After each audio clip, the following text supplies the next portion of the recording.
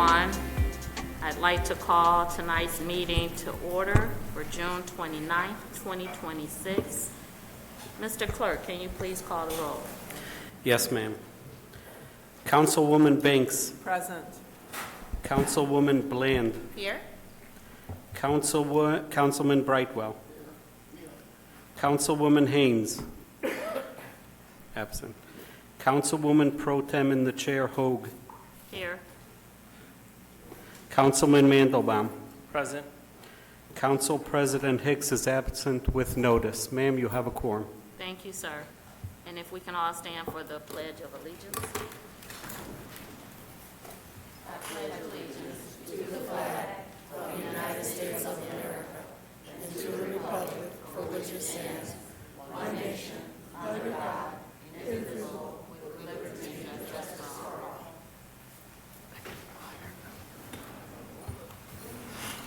Thank you. Next on our agenda, we will have presentations.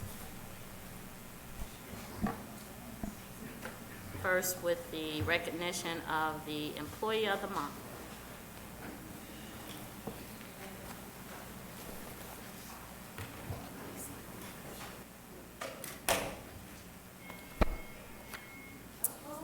Honorable Mayor and Council, it is my pleasure to present D'Angelo Gavin to the Mayor and this Council administration in recognition of being selected as the City of Southfield's June Employee of the Month. D'Angelo was nominated in recognition of his outstanding leadership, positive attitude, and dedication to creating a positive and productive work environment within his department. Since assuming a supervisory role, he has fostered greater collaboration among his team, improved workplace morale, and consistently leads by example. He is recognized for his initiative, commitment to excellence, and ability to complete assignments efficiently, often well ahead of schedule. D'Angelo has also demonstrated a genuine commitment to his own professional growth by actively seeking opportunities to strengthen his leadership skills and implement improvements that benefit both his team and this organization. In addition to his workplace accomplishments, D'Angelo was a proud participant in the 2025 Southfield Professional Development Academy, and he further demonstrates his commitment to continuous learning and professional excellence. On behalf of the Human Resources Department and the City of Southfield, please join me in congratulating D'Angelo Gavin on his well-deserved recognition. We thank him for this.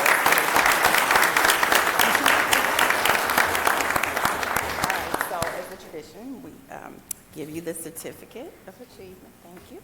And up here, so you can probably, remind people you were the Employee of the Month. So they don't forget. So we'll have you go ahead and take pictures.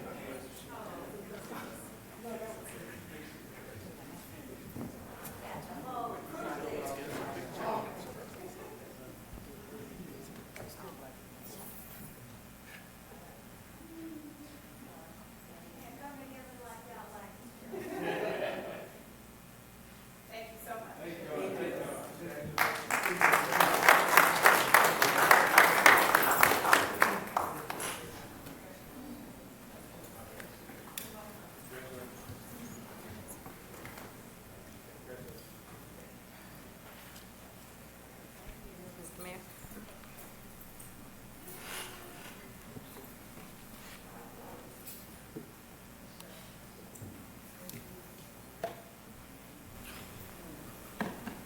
Good evening, Council. This evening, I have 3 reappointments and an appointment. I would like to ask Chris Mean to come forward.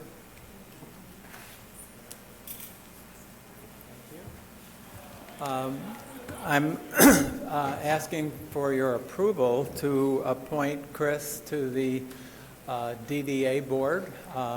He is an attorney with KG Law, which is one of the larger firms in the DDA at 18,000 9 Mile Road. Same building as the DDA offices. And then also the reappointment to the DDA of Alvin Zaytuna. Alvin is a partner with Universal Wholesale on 8 Mile and Northland Drive, which is one of the larger businesses in the DDA. And then to the Planning Commission, the reappointment of Ghana Goodwin Dye and Andrea Storch Gruber. Both of these women have served the Planning Commission and done an excellent job, and Planner Crode would like to have them returned to the Planning Commission. So I'm asking for a motion. Those are my 4 of the appointments, so I'm asking for a motion to... Madam Chair, Yes, sir. I'd like to do a quick point. This meeting to the Downtown Development Authority and Mr. Z-A-I-T-O-U, to the Downtown Development Authority. Support. And also to the Planning Commission, Ms. Ghana Dye, and also to the Planning Commission, Ms. Andrea Gruber. Right. Support. This motion has been properly second. Any discussion? All in favor? Aye. Motion passes. Right, thank you. Clerk, since the other 2 appointments are not mine, I'm going to ask that you come and swear Mr. Mean. Am I pronouncing it? Manny. I'm sorry. Yeah, come on over. Raise your right hand, please. Do you solemnly swear or affirm that you will support the Constitution of the United States, the Constitution of the State of Michigan, the City Charter of the City of Southfield, and that you will faithfully perform the duties of the office of Downtown Development Authority in for the City of Southfield, County of Oakland, State of Michigan, according to the best of your ability?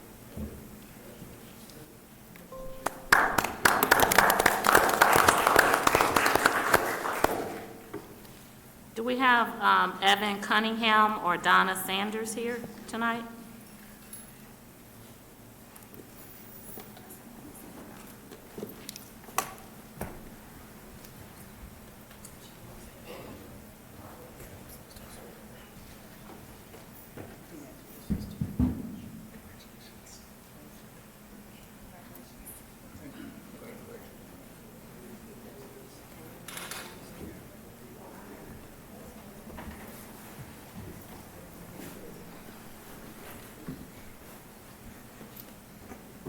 Council, we do have 2 others for the Administrative Civil Service Commission. Madam Chair, Yes, sir. I'd like to move the appointment to the Administrative Civil Service Commission of Evan Cunningham and the reappointment of Donna Sanders. Support. That motion has been properly second. Any discussion? Can you please repeat the names of who made the motion? I'm sorry. The motion was made by Councilman Mandelbaum and seconded by Councilwoman Haynes. All in favor? Aye. Any opposed? That motion carries. Next on the agenda, we will have communications, and I will just briefly remind everyone of the communication rules. Each speaker will have 3 minutes to address the council. Each speaker is responsible for their own comments. It does not represent the city of Southfield. No speaker may make any personal attack upon any officer, employee, or council member or elected official that is unrelated to the manner in which they perform their duties. No person shall use abusive or threatening language toward any individual when addressing the city council. Any person who violates this will be directed by the presiding officer to be orderly, and if a person addressing the council refuses when so directed, that person may be deemed by the presiding officer to have committed a breach of peace by disrupting and impeding the orderly conduct of this meeting and may be ordered to leave the meeting. If the person refuses to leave as directed, the presiding officer may direct any law enforcement who is present to escort the violator from the meeting. With that being said, the first person who may come up to the podium is Stephen Galt.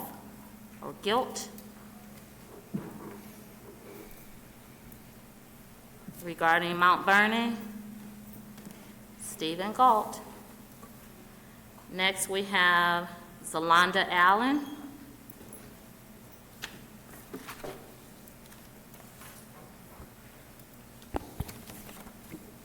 Good evening. Good evening. I'm Dr. Zalanya Allen, President of the National Entrepreneurs Association, based here in Southfield. We are a 501c3 nonprofit. I've had an office here for 15 years, and I am a 30-year resident of the city. I am an educator and an entrepreneur. My doctorate degree is in psychology, and I asked to speak before you tonight for 3 reasons. Number one, I want to make you guys aware of the great work that we've been doing for entrepreneurs and small businesses in the city of Southfield. Number two, I want to create awareness around the need for the programs that we offer to entrepreneurs. And number three, to develop a stronger working relationship with the city, with the community, and the businesses that are based here. So the Entrepreneurs Association started here in 2018. We offer monthly membership meetings, training conferences, and events. In 2021, we created a 9-week entrepreneur boot camp, which has graduated nearly 400 entrepreneurs. We also have worked with over 8,000 entrepreneurs on professional development. In March, we did an entrepreneur expo and pitch competition here at the Southfield Library, and we did that in partnership with the city, and it was a huge success. We had 279 people register, and I want to thank Shelley Freeman and her team for helping us to put on that event, and also Councilwoman Yolanda Haynes, who spoke at the event. And ever since then, entrepreneurs have been asking us, when are we going to do it again? In May, we had the Entrepreneurs Forum at Lawrence Tech University. The theme was AI Update, and we brought in experts to teach business owners how to use AI to grow their businesses. It was an amazing success. We had Glenda Lewis from Channel 7 keynote the event, and she did an amazing job. In closing, the city of Southfield is known as a hub for corporate businesses. I think that it can also be a major hub for entrepreneurial training and small businesses. So I am asking that the city work with us more closely to create more programs that support, train, and educate and fund entrepreneurs. I think doing so will create more jobs, attract new business, fill office space, and create opportunities for the corporations here to give back to the business community. Thank you for the opportunity to speak tonight. Thank you, Dr. Allen. Thank you. And I also want to refer you to the handout. On page 10, you will see our impact report. Sounds good. Thank you very much. Thank you. Next, we have Devin Hampton.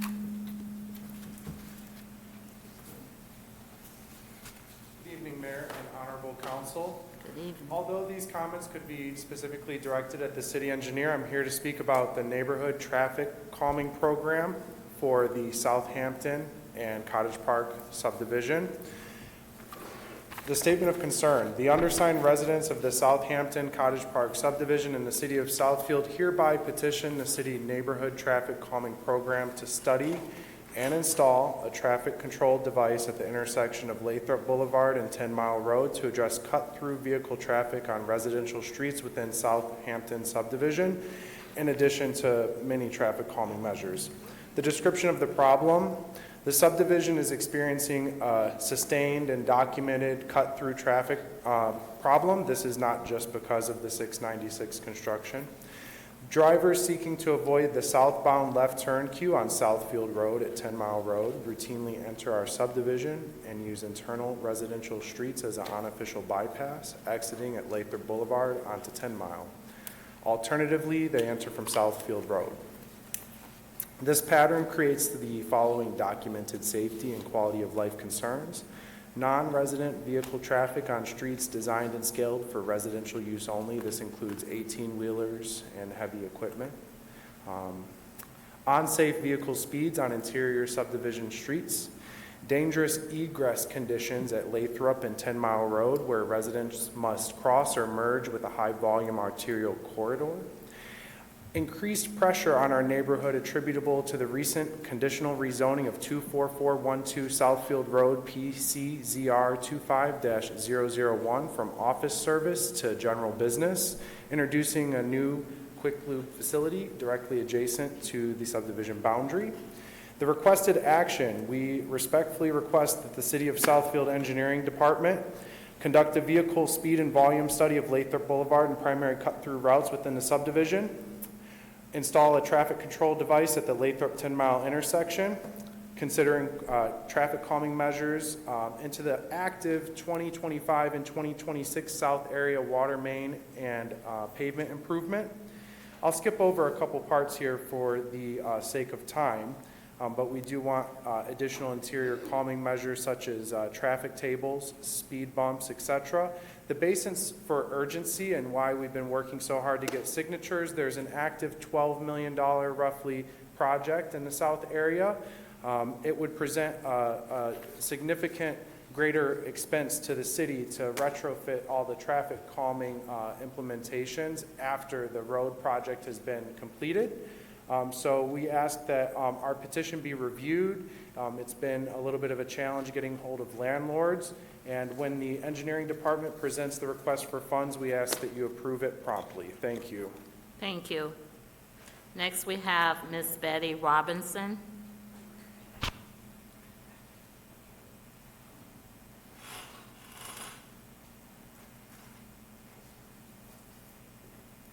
Good evening, everyone. Good evening. I'd like to highlight Parks and Rec maintenance again. In particular, Inglenook Park, where several senior citizens walk in the morning at 7 o'clock. The water fountain is broken again. The shrubs need to be trimmed around the walking track. They're hanging over. More gravel needs to be put on the track to make it even to walk. Dogs are still walking on the track and relieving themselves, and that's a problem. Please encourage citizens to use the dog park on Lasher Road.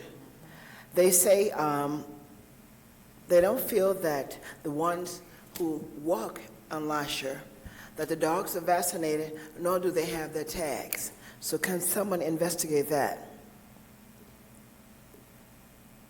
Okay? And that's it. Thank you so much. Thank you. Next, we have Ms. Stacy Jackson.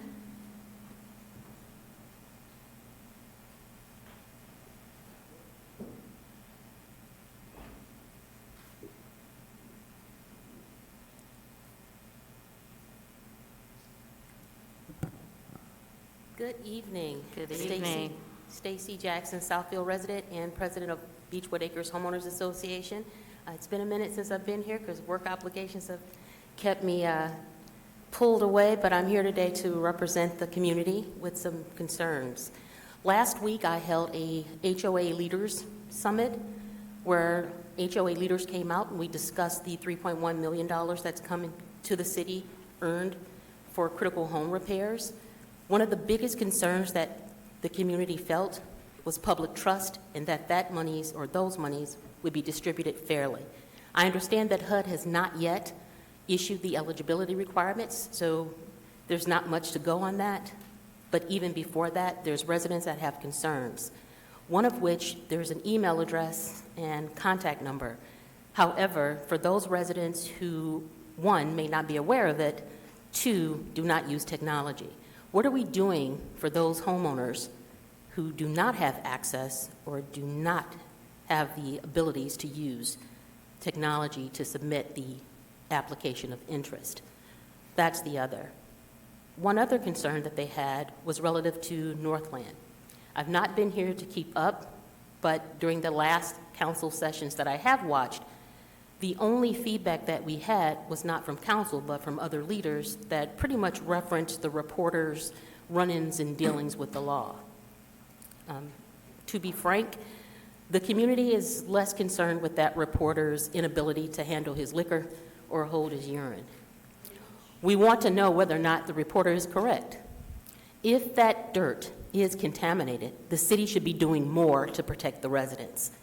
Might I add that just a breeze away is the city's hospital with Henry Ford Health. Not to mention the city's terminal for busing transportation is also at that site. There's also a daycare center at that location. So the community would like to know, what is the city doing in particular?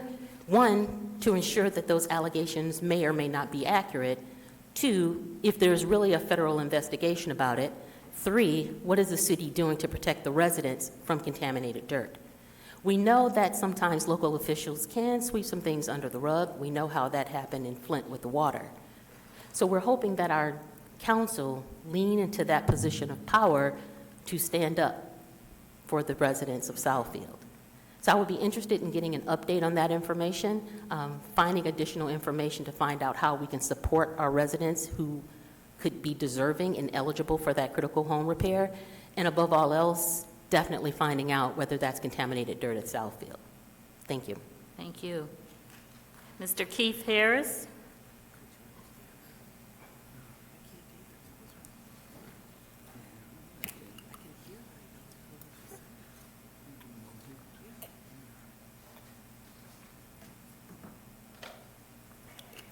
How you doing today? I want each one of you to take a good look at those pictures. You know, I love the fact that our city is getting new homeowners. Nancy Banks just talked about a new homeowner in her community that really loves Southfield. This young man behind me, new homeowner. I love it when we love our community. You know, these guys been living in our community, I figure about 2.5, 3 years. And since they've been here, they have turned our community into a dump site. You look at those big dumpsters on every corner that clothes go in, they're on every corner. Now, this is just in front of her house, where she's got 10 dumpsters that she work on. If I do work on my property, I have to pull a permit to have a dumpster in my driveway. Why is this lady allowed to have all these dumpsters in her driveway? What makes me a little angry is she has a 10,000 square foot building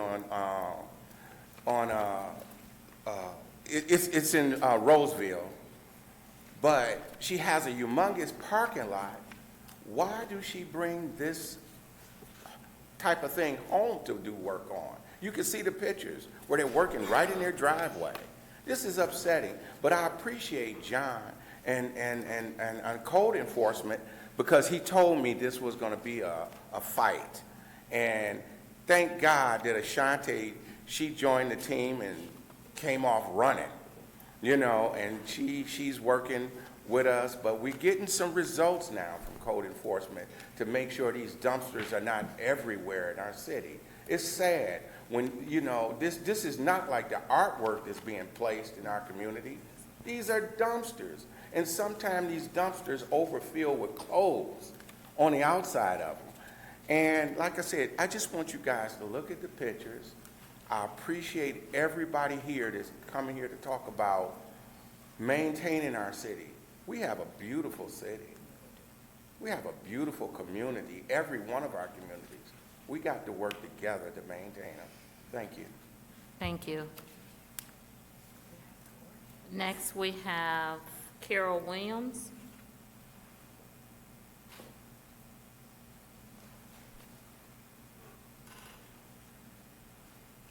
Well, hello. Hi. I'm not familiar with the process, but I just have a question.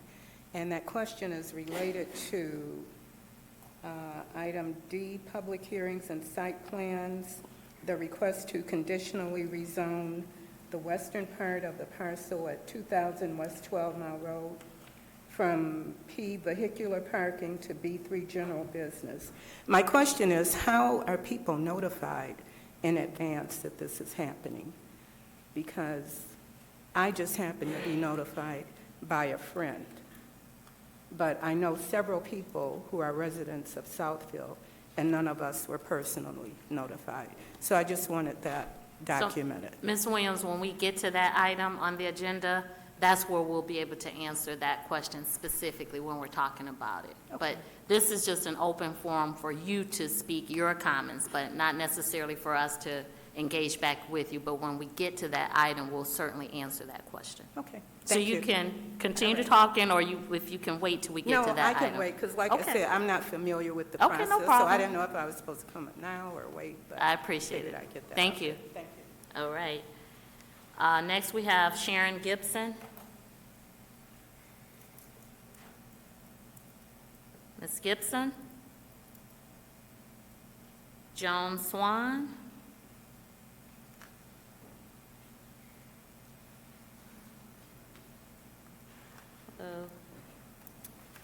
I want to know why the city of Southfield has such generous fireworks days. 6 to 7 this year, plus other days when... Can you repeat what you said? We couldn't understand you. Can't understand you.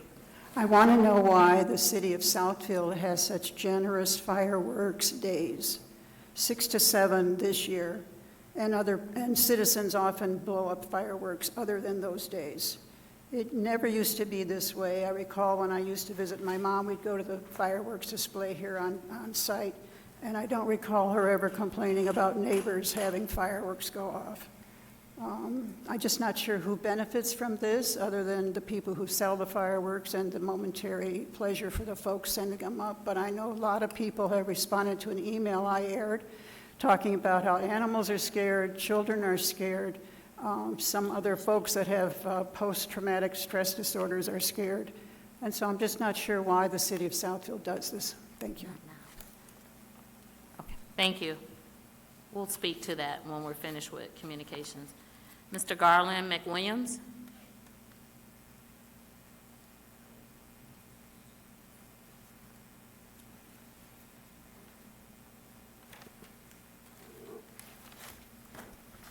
Good morning, everyone. Evening. Good evening, I'm sorry. I've been working in the yard, and I'm a little tired, so excuse me. I just want to say, you know, I'm a 30-year resident in Southfield, and the past couple of years I've been complaining about the condition of Mount Vernon, and I'm pleased to say they got orange cones on Mount Vernon now, so apparently work is going to be started very soon, and that's very much appreciated. But I want to say we still got a lot of work to do on our side streets too. There's a few areas where we really have some broken up pavements. I know it's not an easy job to, you know, get all this done, but it'd be very much appreciated that we get it all done, not just some of it done. And that's about all I got to say. I appreciate the Mount Vernon. Yep. Thank you. All right. Ms. Donna Hawks?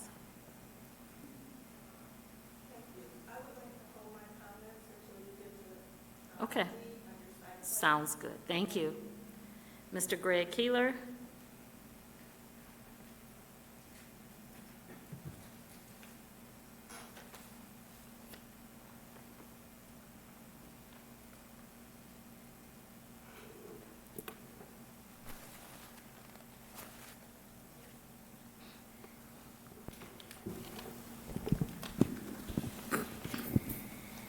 Why is that going?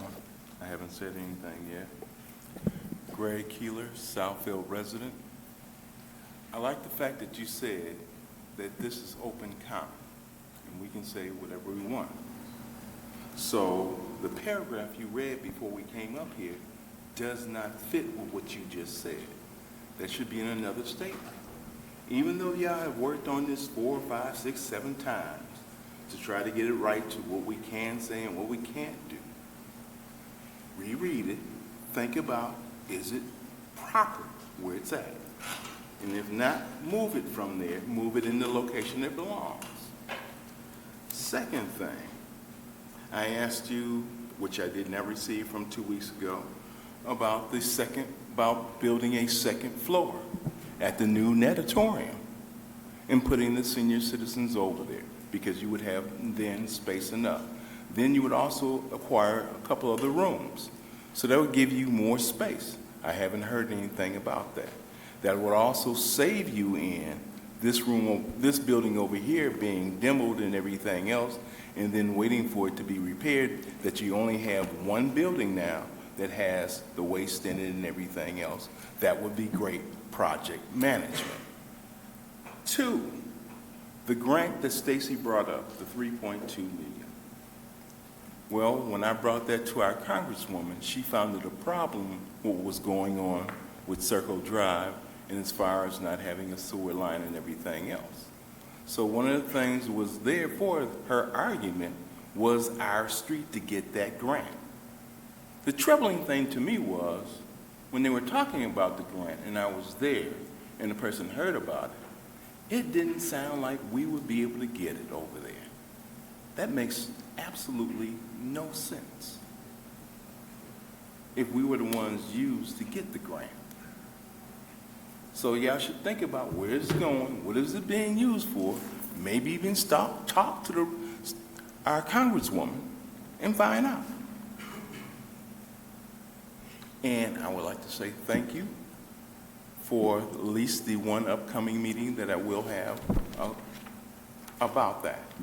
So I do look forward to that. So I do know it can work, and I do know you can send letters and let people know that you have heard them. Thank you. Thank you. I want to go back. Ms. Donna Hanks, which item were you going to speak on? So D is not actually a public hearing. So you want to come up and speak? And then, was that Sharon Gibson? The one in front of you. What were you going to speak on too, ma'am? Okay.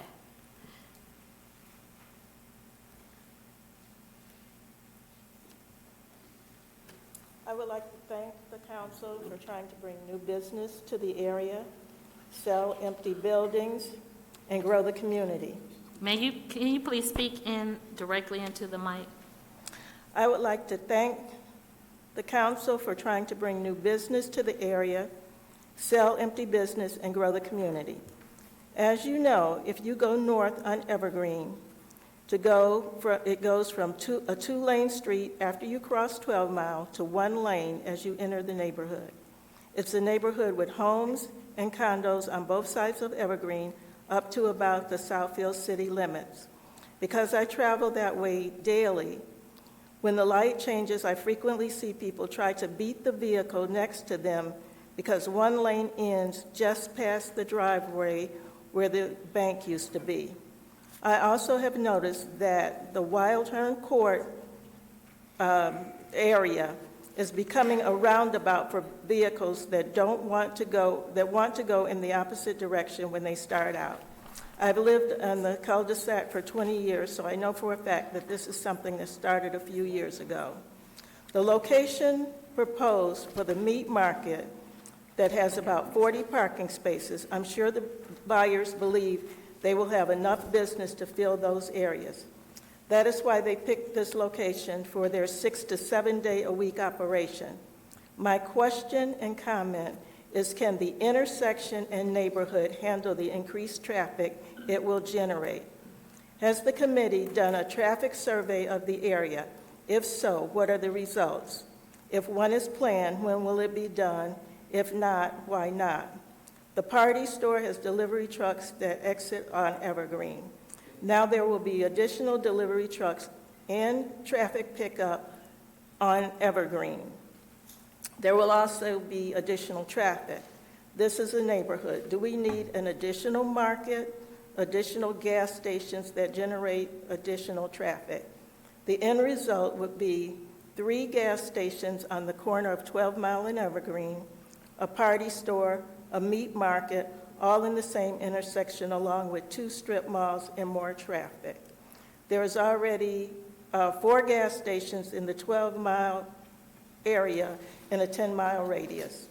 I would like for you to consider the impact to the neighbors. Thank you. Thank you.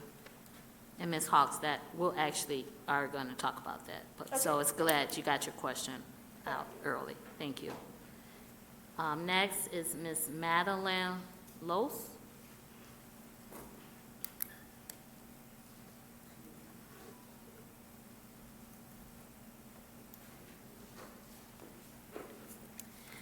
My name is Madeline, and I'm here to speak on ICE's impact in our community. You may have noticed I did not stand for the pledge, and that is because as I have grown up, I have looked past what our elected officials have told us, and I can see that we are no longer an indivisible nation with liberty and justice for all. Not so long Please as- talk directly in the mic, please. Sorry. Yeah, good, thank you. Not so long as we allow Immigration and Customs Enforcement to disregard due process, kidnap our neighbors like one was kidnapped today, and as long as we let women physically rot and grow mold on their bodies in North Lake Women's Detention Facility. Every week for months, I have shown up at 7525 Cogswell Street, and multiple times I have cried over the horrific stories I have been told about ICE. And even though that building is now up for sale, I will not stop showing up until it is sold, and then I will start showing up in Van Buren or in Northlake. I beg each and every one of you, not only those on this council, to show up in every way you can for your community. Free Crystal Clark. Thank you. Thank you. And last, we have Ms. Pamela Gerald.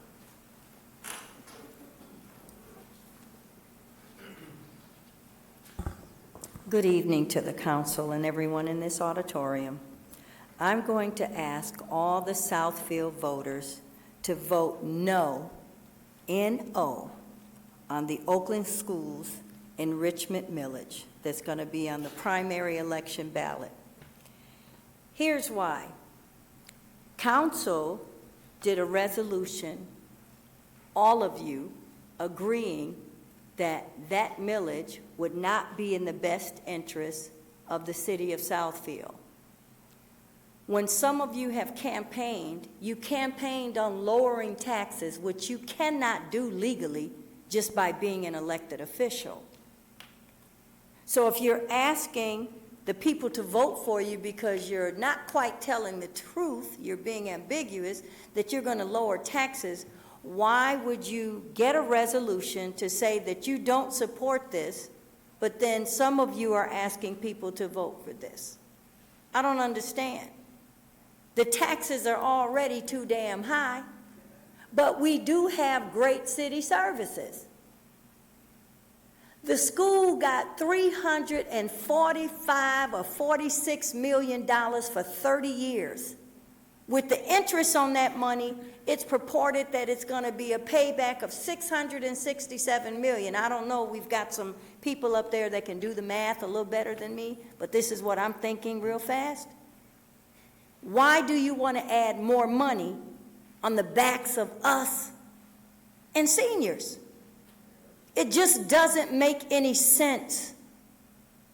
We support kids, we support the schools, but some of us don't have children.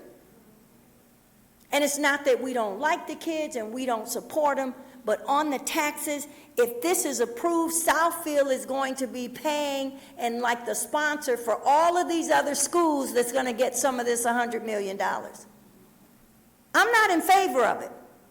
Now, a lot of you have called me and asked me what I thought about it. I'm telling you, and I'm looking in the camera, talking to you, the voters, telling you that I am not in support of this. And if you approve this, every so often, and it's usually 3 years, they're going to come back and ask you to vote for another millage, and another millage, and another millage. And what are you getting from this school millage? Is the money earmarked for just the school, meaning restricted that it can only be used for this, or can it be used for raises?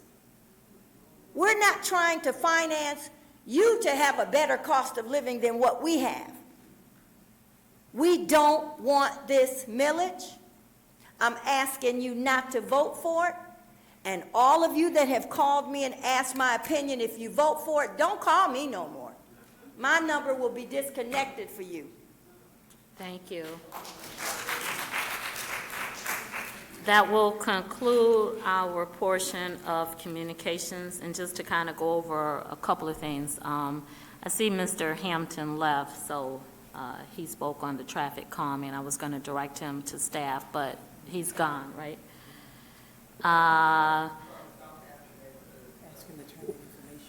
I shared with Mr. Hampton the online, you can do the traffic calming, the speed bumps.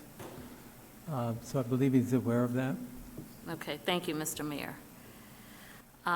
Ms. Robinson, I think I may have seen you speaking with Director of Parks and Rec regarding the issues. If not, I know she took notes back there. So we'll check into your comments and appreciate those.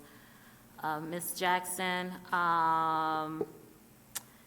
we did request that our findings of the dirt from Northland be posted to our website. Has that been done yet? Do you know, Mr. Clerk? The testing? Has anybody seen it on our website? It is there? Okay, so on our website, we did give some information to show that the testing did not result in any contaminated dirt beyond what is allowed by the state. So we are confident in that. Relative to the 3.1 million home improvements, we'll look into the ways that our residents can apply other than online, because it is true, not everyone has the ability to get online. So we'll look into that. Thank you for bringing that to our attention. We appreciate it.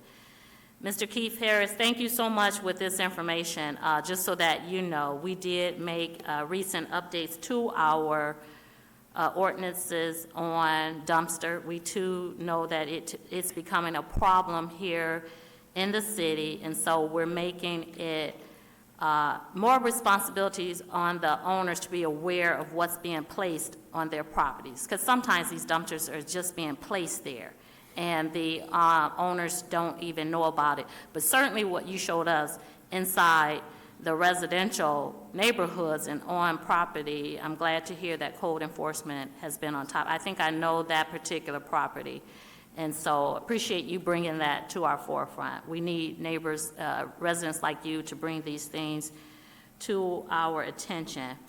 Can we ask Mr. Woodward, our building official, because I know that, you know, he worked with us on updating that ordinance that doesn't allow it. I don't know if you wanted to add anything or if the chair allows. Oh, absolutely.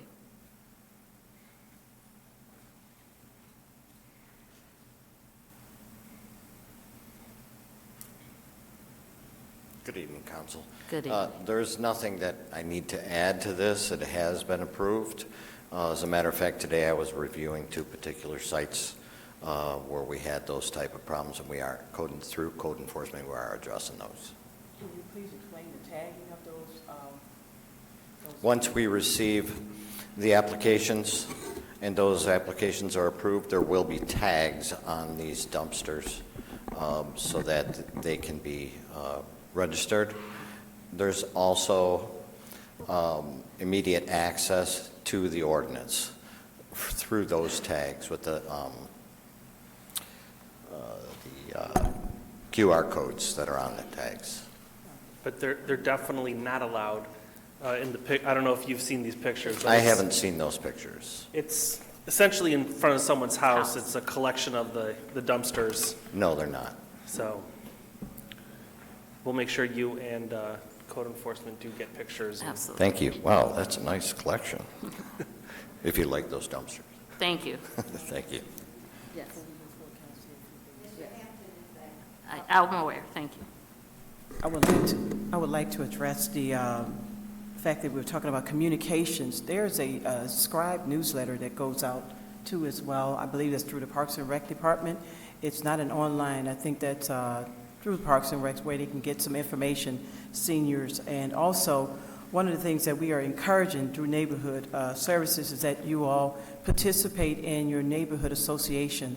When you come together as a neighborhood and you talk about the things that are going on, as a group, you report these things, and we're more likely to have more involvement and people know what's going on, and it can get back to us. For the people that aren't online, and you have a neighborhood association, that association has at least one free newsletter a year that goes out to all the neighbors at the cost of the city.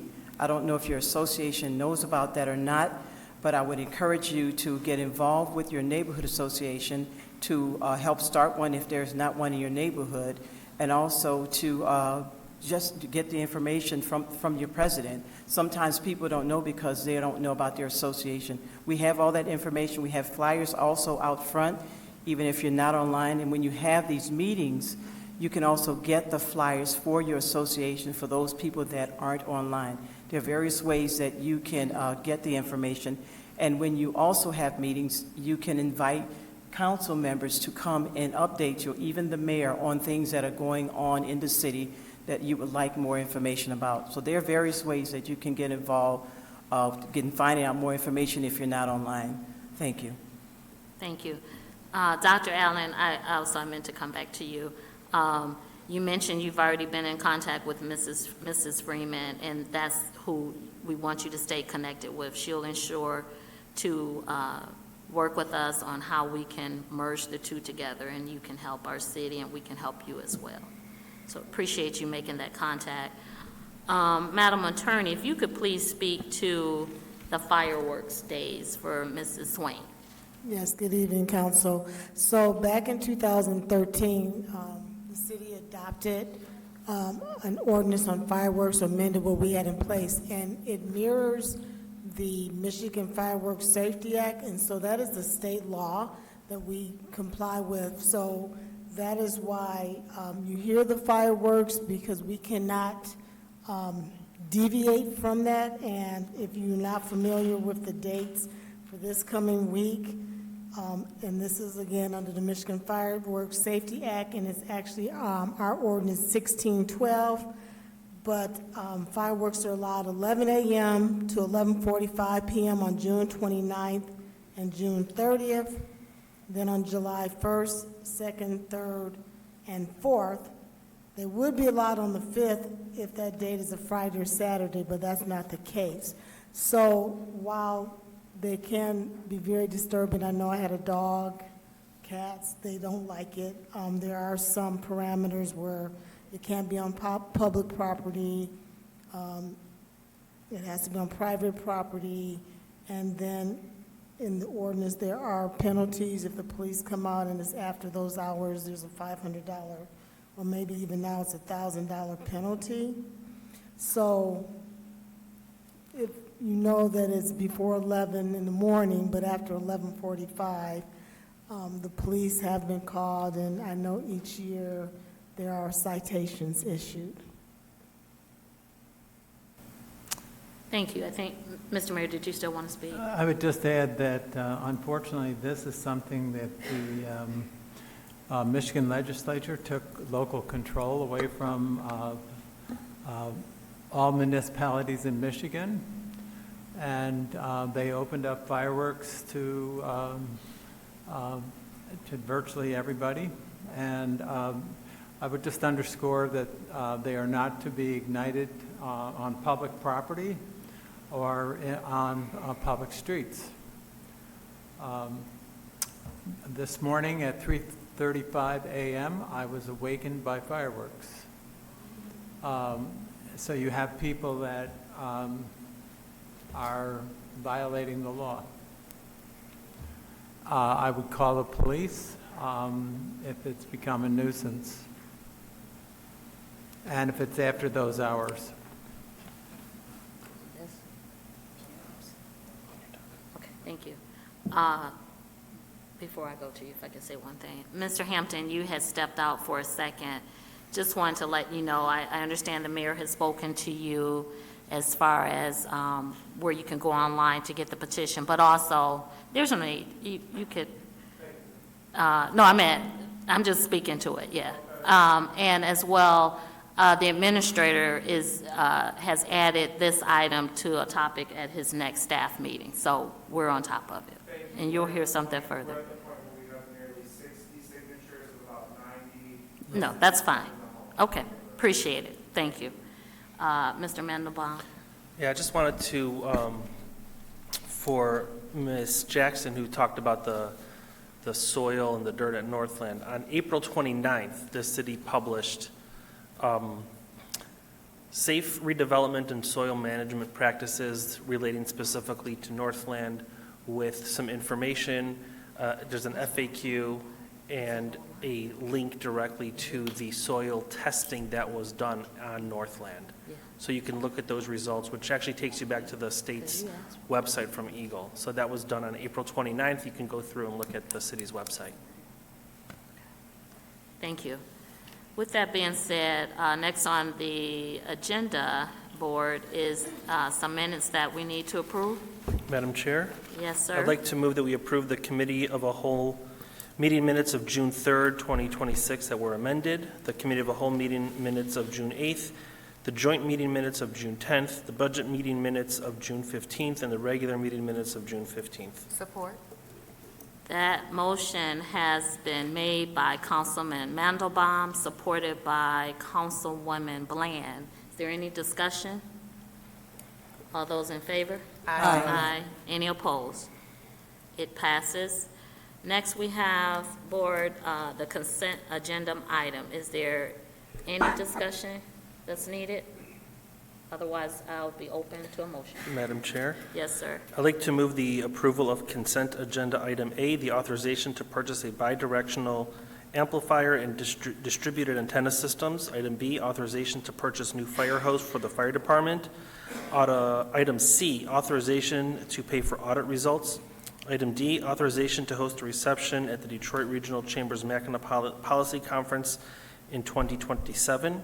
Item E, Comcast Cable Company's proposed Uniform Video Services franchise renewal application. Item F, Brownfield Plan Reimbursement Consulting Services for Northland City Center LLC Development. And item G, the receipt of bids for Plum Hollow pavement and water main improvements. Support. The consent agenda items have been motioned by Councilman Mandelbaum, supported by Councilwoman Haynes. All those in favor? Aye. Any opposed? Carries. Thank you. And next, we'll move on to our public hearings and site plans. Mr. Planner.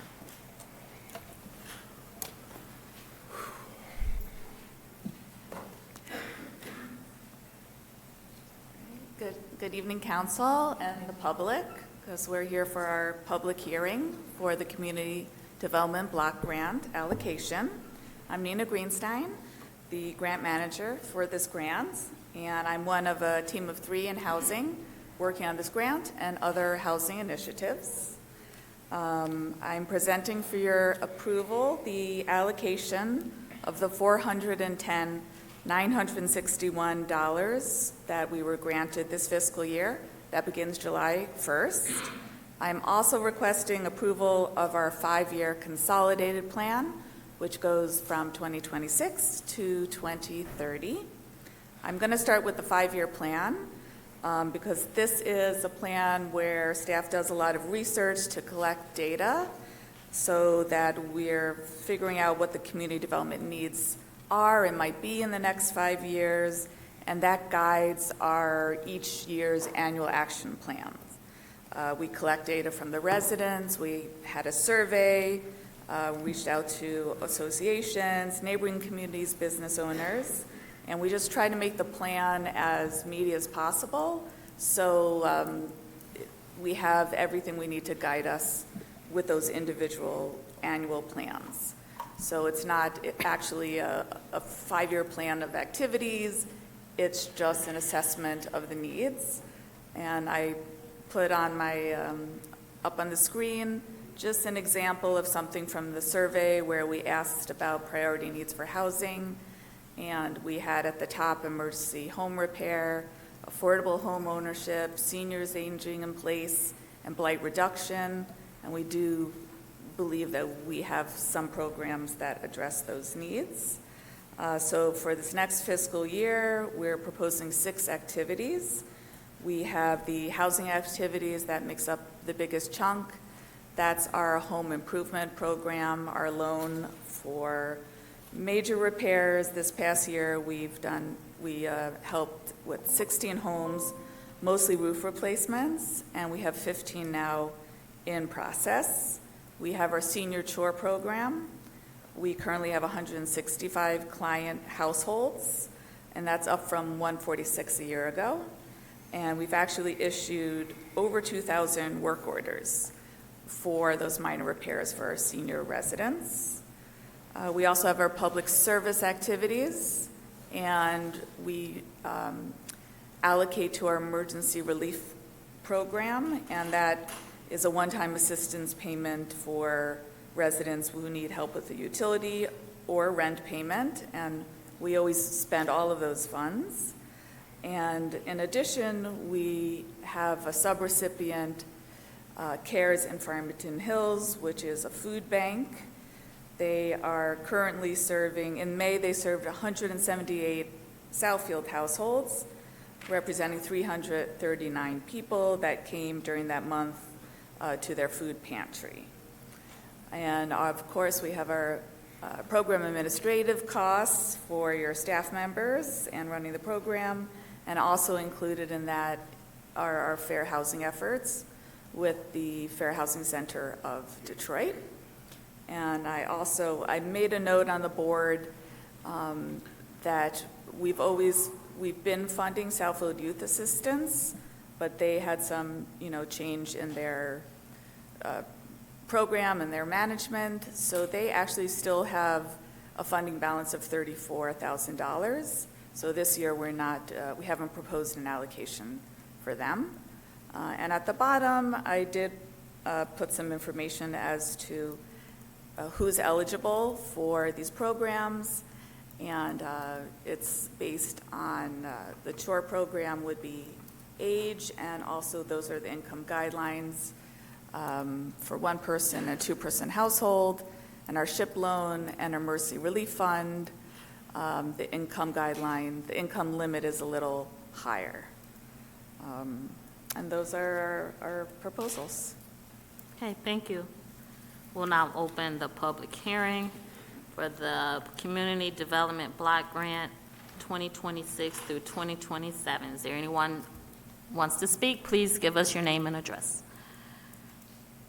Pamela Gerald, P.O. Box 155, Southfield, Michigan, 48037-0155. You have a line item up there with an asterisk, and it says Southfield Youth Assistance funding balance of $34,000. I'd like that explained. And with some of these groups that the city has been allocating money to, there needs to be a 6-month or a yearly audit to make sure, number one, that the program is serving the purpose that it's supposed to serve, that it is actually helping who it's supposed to help, and more importantly, that their finances are in order. I just despise an organization that's a nonprofit and they can't keep their finances together or their record keeping. Like some of the elected officials can't keep their campaign stuff going. So instead of us just, dishing out the money, making it hot because we have it, we need to find out what's going on. But I really want that $34,000 explained, and if the city is not giving them money, are they forced to use that $34,000 by a certain time? Does it stay on their books? I need more information about that. And thank you. Is there anyone else wishing to speak on this item? If so, please come up to the podium. When would you like me to? One second. Is there anyone else that would like to speak on this item? With that being said, I will close the public hearing, and now you can answer that question.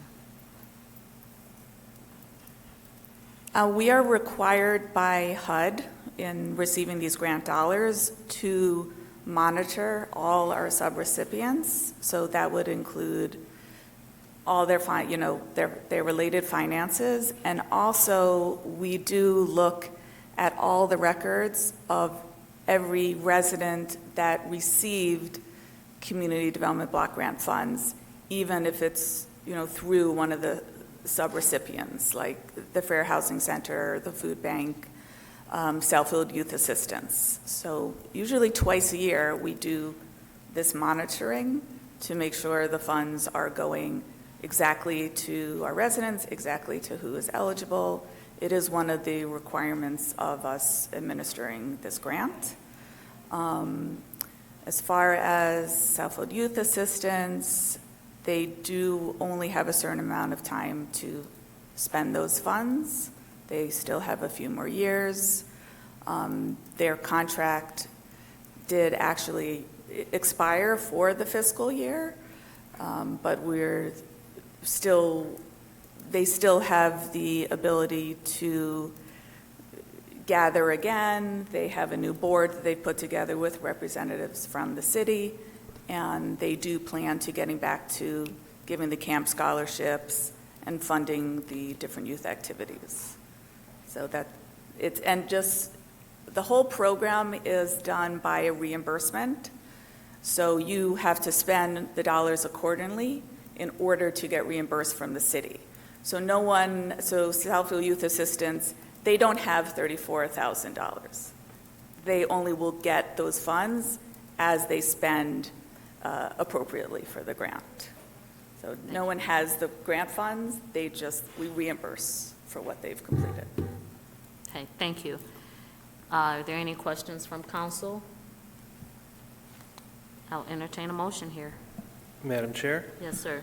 I'd like to make a motion that we approve the CDBG 26 to 27 Annual Action Plan and the 26 to 2030 5-year Consolidated Plan. Thank you. That item has been moved by Councilman Mandelbaum, supported by Councilwoman Haynes. All in favor? Aye. Any opposed? Passes. Thank you. Next, we have the Brownfield Redevelopment Plan and Tax Increment Financing Plan for the West 11 Mile redevelopment. Yes, ma'am. Yes, thank you so much. Good evening, Council and Mayor. We are very excited today to have representatives from West 11 Mile on behalf of DV Properties, their affiliate of Brady Sullivan. They're here requesting, thank you very much, Terry. They're here requesting a brownfield redevelopment plan and tax increment financing plan for the former Blue Cross Blue Shield properties, 27200 and 27300 West 11 Mile. The Brownfield Redevelopment Authority approved their brownfield plan that was submitted at the May 21st meeting, and we have representatives from the company. They're going to give a short presentation, after which we can hold a public hearing. Ben? Good evening, Council. Ben Kafoury from Brady Sullivan Properties. I'm head of development on this project and also our owner's representative, and I'm joined by Luke Bonner from Bonner Advisory Group tonight. So our project is at 27200 and 300 West 11 Mile, and we purchased the property back in September of last year. I know I've been in front of you various times, but a little more recap on our property. Our company is owned by two principal partners. They've been doing adaptive reuse conversions for the past 30 years. Our portfolio primarily is in New England and east of the Mississippi. The Southfield project is our new flagship development for our company. We're very excited to be here, very excited to be rehabbing these buildings. We also manage our properties ourselves and serve as our own general contractor, so we're vertically integrated and involved throughout the entire process, and we are long-term holders. So we're not just here to develop and sell. We'll be a community partner with Southfield for the long-term future. These are various projects that we've completed back in our home core market. Again, a lot of adaptive reuse is our core project type.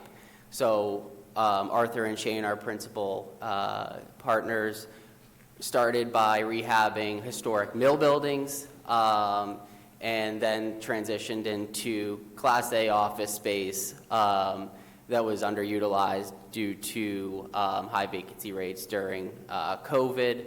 And over the past 2 to 3 years, we've converted probably about 2.5 million square feet of Class A office space into apartments.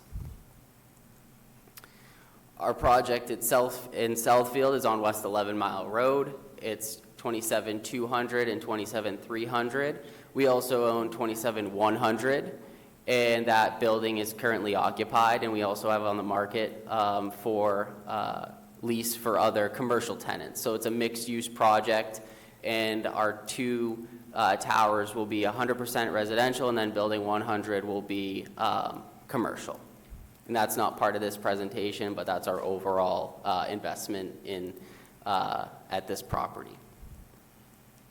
So here's a rendered site plan of the property. You can see the 3 towers that I just talked about. Both have covered parking garages, which are in very great shape, which tenants, both office and residential tenants, will have access to. We're also going to highly amenitize the property. So we're going to put the amenities on the top of the building 300's parking garage. So there'll be a walking track up there that's not shown right now, a playground, the basketball courts, pickleball courts, and a green area. In the front of the property, that's the main parking area right now. We have plenty of parking at the property, so we really are pursuing out parcel development on 11 Mile Road. It's in the brainstorming stages right now, but it's something that we, have high conviction on for the total development of this property. So in total, between 27-200 and 300, we have 305 residential units. Our total investment in the property is estimated at around $65 million right now. Our construction costs are coming in a lot higher than that right now, so I'd expect that will significantly increase. But our overall thesis on this property is we're trying to create a destination and redevelop these beautiful buildings, bring them back to life after being vacant for over 15 years. In total, there's going to be 85 one-bedroom units, 131 two-bedroom units, 87 three-bedroom units, and 2 four-bedroom units at the project. Some renderings of what the amenities look like. We are exploring the swimming pool as an amenity, and then you got your pickleball courts and some tenant patio areas on there as well. Our interiors feature hardwood, custom, new cabinetry, stainless steel appliances. The windows in the office buildings are great for residential. I was in the 12th floor of Tower 200 today, and you could see out for what I thought was miles. But it's a beautiful view, and these spaces create very unique, nice living spaces. So with that, I'll hand it over to Luke.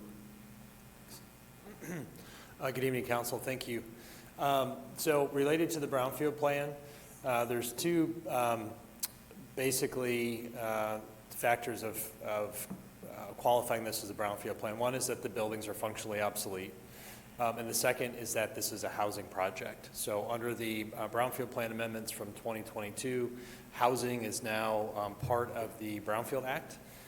In this particular project, which we discussed at previous meetings, the area median income of the renters is expected to be 120%.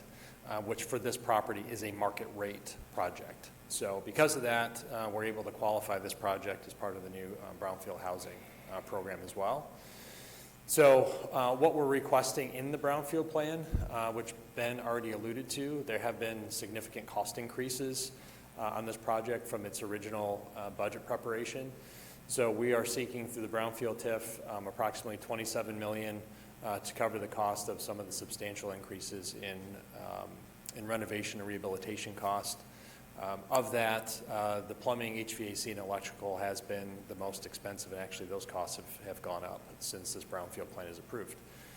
So we appreciate your consideration and support this evening, and we're available for questions. Thank you. If I could just add, this is the maximum amount that they're going to be able to receive if this is approved. There will not be any additional dollars that will be allocated towards their development. So if they do make additional investment, it'll be capped out at this amount. Also, the City of Southfield's revolving fund and our administrative fund over the life of this plan will receive $781,000 for admin fees as well as for our revolving fund. The revolving fund will be captured through the life of the plan, so we can use those dollars to reinvest into other projects like we have in the past. When we had to demolish a property or something like that, we tapped into these dollars. So, thank you. Thank you, Shelley. I will now open this up to the public. Is there anyone that would like to speak to this? If so, give your name and address, please. Again, Pamela Gerald, P.O. Box 155, Southfield, Michigan, 48037-0155. My telephone number is 248-346-0439, the same number I've had for quite a while. And thank you to the residents that always reach out to me at that same phone number. If I remember correctly, for this particular project, and any time a developer comes to the City of Southfield trying to repurpose or have adaptive use to a building that's been vacant for a while, I think it's great. But if I remember correctly, with this project, there was the issue of mulch and outdoor landscaping supplies being visible. So I wanted to ask, through the chair, the council, and to the petitioner, have you resolved that issue yet in terms of whether or not the landscaping supplies is going to be visible from these $2,000 and $3,000 apartment windows and their view? The second question that I have, I'm from Brooklyn, New York, and I'm looking at 839 square feet, almost $2,200 a month. Now, some seniors can afford that, and some of the seniors that are married can afford that. But other seniors may not be able to afford that rent. So in New York, when we talked about affordable housing could only be 30% of your income. When they did their calculations, did they look at the median income for seniors in Southfield or Oakland County or in the southeastern Michigan area to say whether or not they would be able to afford that rent? And with some of the issues about them taking some of the pension from the seniors, places that they voted, some of the contracts where maybe they've taken some of the, their retirement money, I'm just wondering, the rent, is it still going to be too high? Is it going to be affordable for the seniors? And then are you trying to attract seniors that live in the area? Are you trying to attract seniors that live outside of the area with a more affluent retirement account? I'm not sure. I'm in favor of redeveloping. I'm not normally in favor of a brownfield, but we do need housing because the last census, we got about 6,000 extra residents, which is darn good for our tax base. But you can't price it out. So I just want you to think about that and cover up the supplies. Thank you. Is there anyone else who would like to speak on this item? Devin Hampton, New Hampshire Drive. This is really brief. Homeownership and properties that are for sale have created so much opportunity for myself, my family members, and other individuals in my community, and seeing more for rent options, that's just really my concern. So is there any conversation about this or similar developments being for sale? Okay. For sale, not rental. Is there anyone else that would like to speak on this matter? Before I turn it over back to the property folks, Ms. PG, oh, come on up. Not,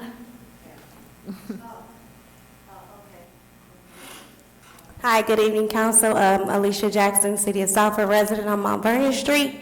I do have a question in regards to this new development.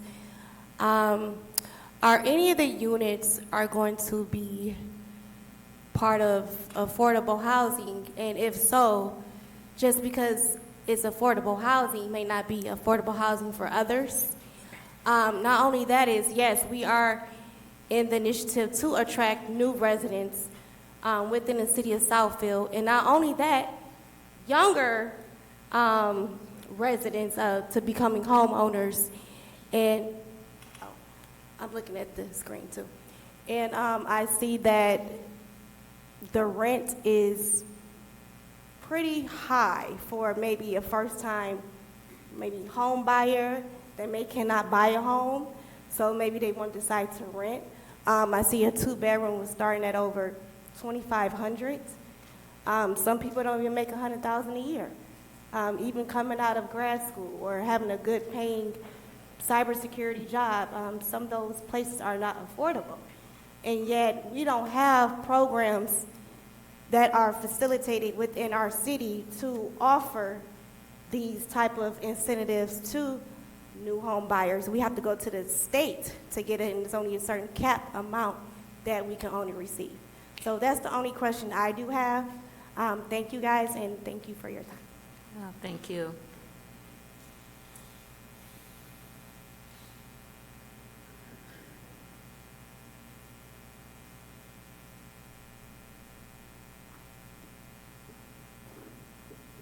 Greg Keeler, Southfield resident.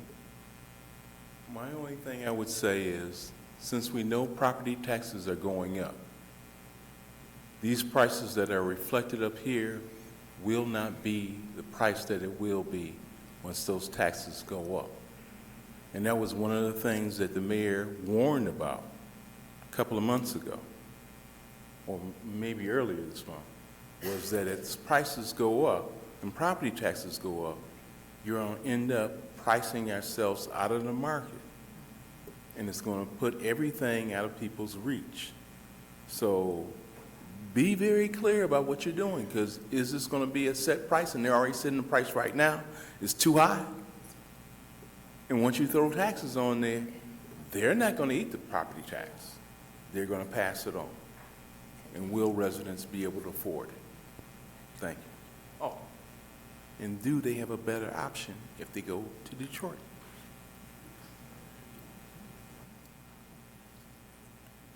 Is there anyone else that would like to speak on this item?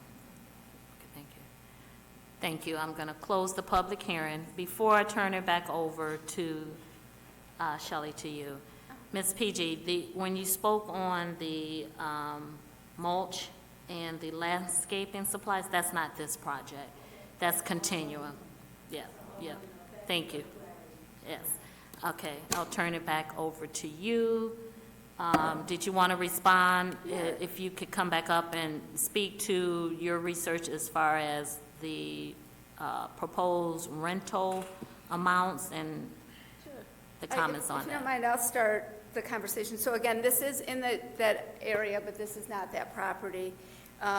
So the city of Southfield is looking to attract all different kinds of housing units to the community. So we want options for all. And with the nonprofit working on low-income tax credit projects, that fills one niche for seniors. We have a variety of different low-income housing options. This is really, again, it's market rate units, but there will be a section that is devoted to affordable housing. At least 10% of the units will be affordable units for the life of the project.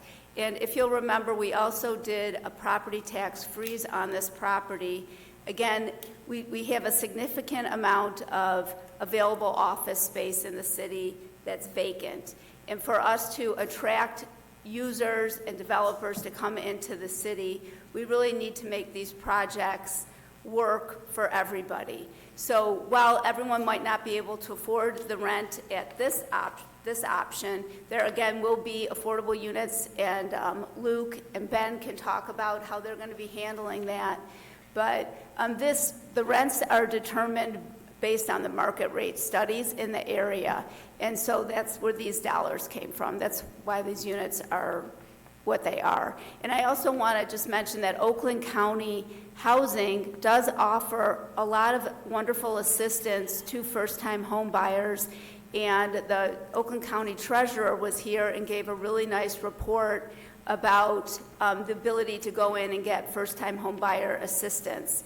And so I would recommend that people that are looking to become first-time home buyers visit Oakland County Housing's website to tap into those resources. And so Ben and Luke, do you want to come up and talk? Thank you for the feedback, Shelley. So yeah, to clarify, the rents that we pulled came from the Oakland County's rent chart at the percent AMI that we're going for, and those will be at the life of the project. We are not affordable housing developers, but for this case, we wanted to do the 10% of the units to qualify because the project is an adaptive reuse, and the construction costs with adaptive reuse aren't as controllable as they are with, say, a new build. So that's kind of how we made our decision on that. And regarding the ownership, unfortunately, we're not a condo developer either, but we do have a vertically integrated property management team that we will hire local residents to operate that. So we'll be hiring local staff at the property as well. Councilwoman Bland. I have a few questions. We do have a lot of apartment buildings in Southfield, and I have asked for the occupancy rates of those, but I saw you had multiple projects in the nation. What's your occupancy rate, and what does your turnover look like? Because the worst thing that we could have is this great high-rise, and no one lives there because they can't afford it.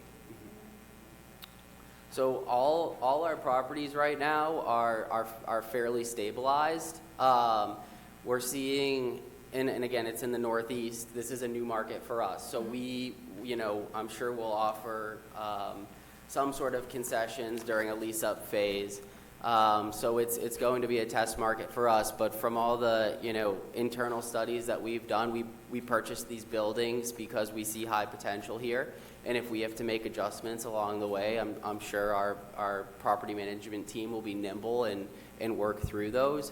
I'd say back at home, our properties are about 95% occupied. I think that's a factor of we are the owner and we also manage it, so we really care about who's in the building. It's not like we're hiring some third-party management company to just lease the units. I think there's usually a higher turnover there.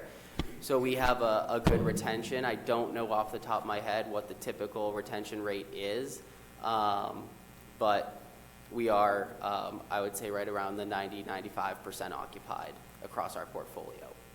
I guess my biggest concern with this is what you've kind of heard. We have on one side our seniors, and as our mayor has stated, we have a lot of people that are aging out, right? I don't necessarily think that a high-rise would be amenable for their lifestyle.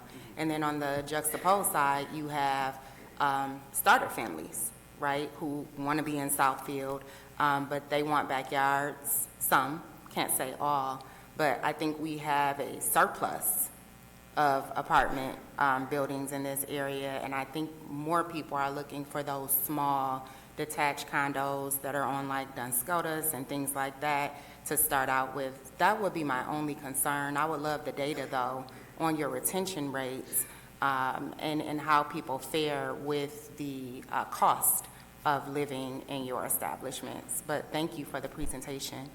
Thank you. there any other question from council? Yes, ma'am. Ms. Thanks. Councilwoman Thanks. Thank you. Will you also be, excuse me, providing concierge service to the residents? Like a trash concierge, or what type of concierge service? Like, is there, when you walk into your building, there's someone that will greet people? Maybe that's where their mail will be collected or Sure. packages delivered? I thought they called it a concierge. Yeah, no, so, yeah, we will have property staff, property leasing staff. They might not be there 24/7, but the building will obviously be secured 24/7 and monitored 24/7. So we will have property staff that will, anyone who's coming in to lease a property or residents that live there, there will be property staff there, that they can connect with, or if they, need anything, that they can use those staff to help them throughout the property. And then the cost of the rent will include the use of the pool, the pickleball courts, the tennis courts, et cetera? Of course, yeah, we don't charge anything separately. Our rent is all inclusive. It's interesting because this past weekend I had a discussion with several people who no longer want to be homeowners, and they are going into apartment complex, and they were saying how they have the concierge service, they've got the pools, everything that you're offering, and they said when we want to go on vacation, we just shut the door and let them know we're gone, and we feel safe and we feel secure, and we don't want to be homeowners anymore, which was very interesting. Yeah. So I think this is an exciting project because I don't believe we have anything like this in Southfield. I know there's a project similar to this in West Bloomfield. There's several of these in Birmingham, and I think there's one also in Plymouth Novi area, but we don't have anything like this here. This facility really lends itself to that 24/7 lifestyle. It's a very large property with a lot of open space that they're planning on making available to small businesses in the area. There'll be co-working space. So for a lot of people that are working from home and they want to have flexible alternatives, they can go into that space and not stay in their apartments. But, I just want to share that the market rent in this market is the same as what this project is presenting.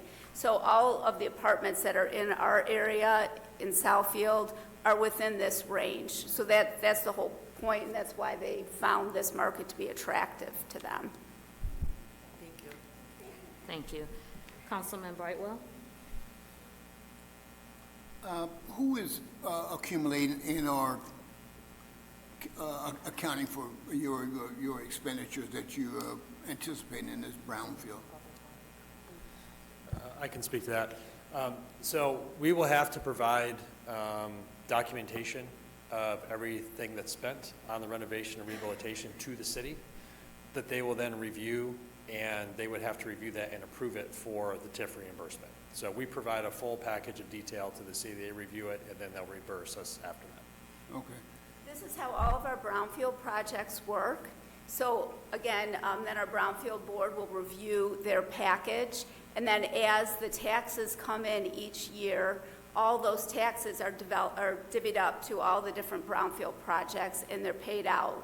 They also will have to monitor their affordable units. So they're going to have to make, documentation each year to us as well as to MSHDA to show that they are monitoring who's living in their units to make sure that they meet their affordable criteria. We'll have a reimbursement agreement with them as well. So if they fail to meet their obligations, that can end their ability to capture the TIF. So we will definitely monitor that. We've been doing that with all of our projects.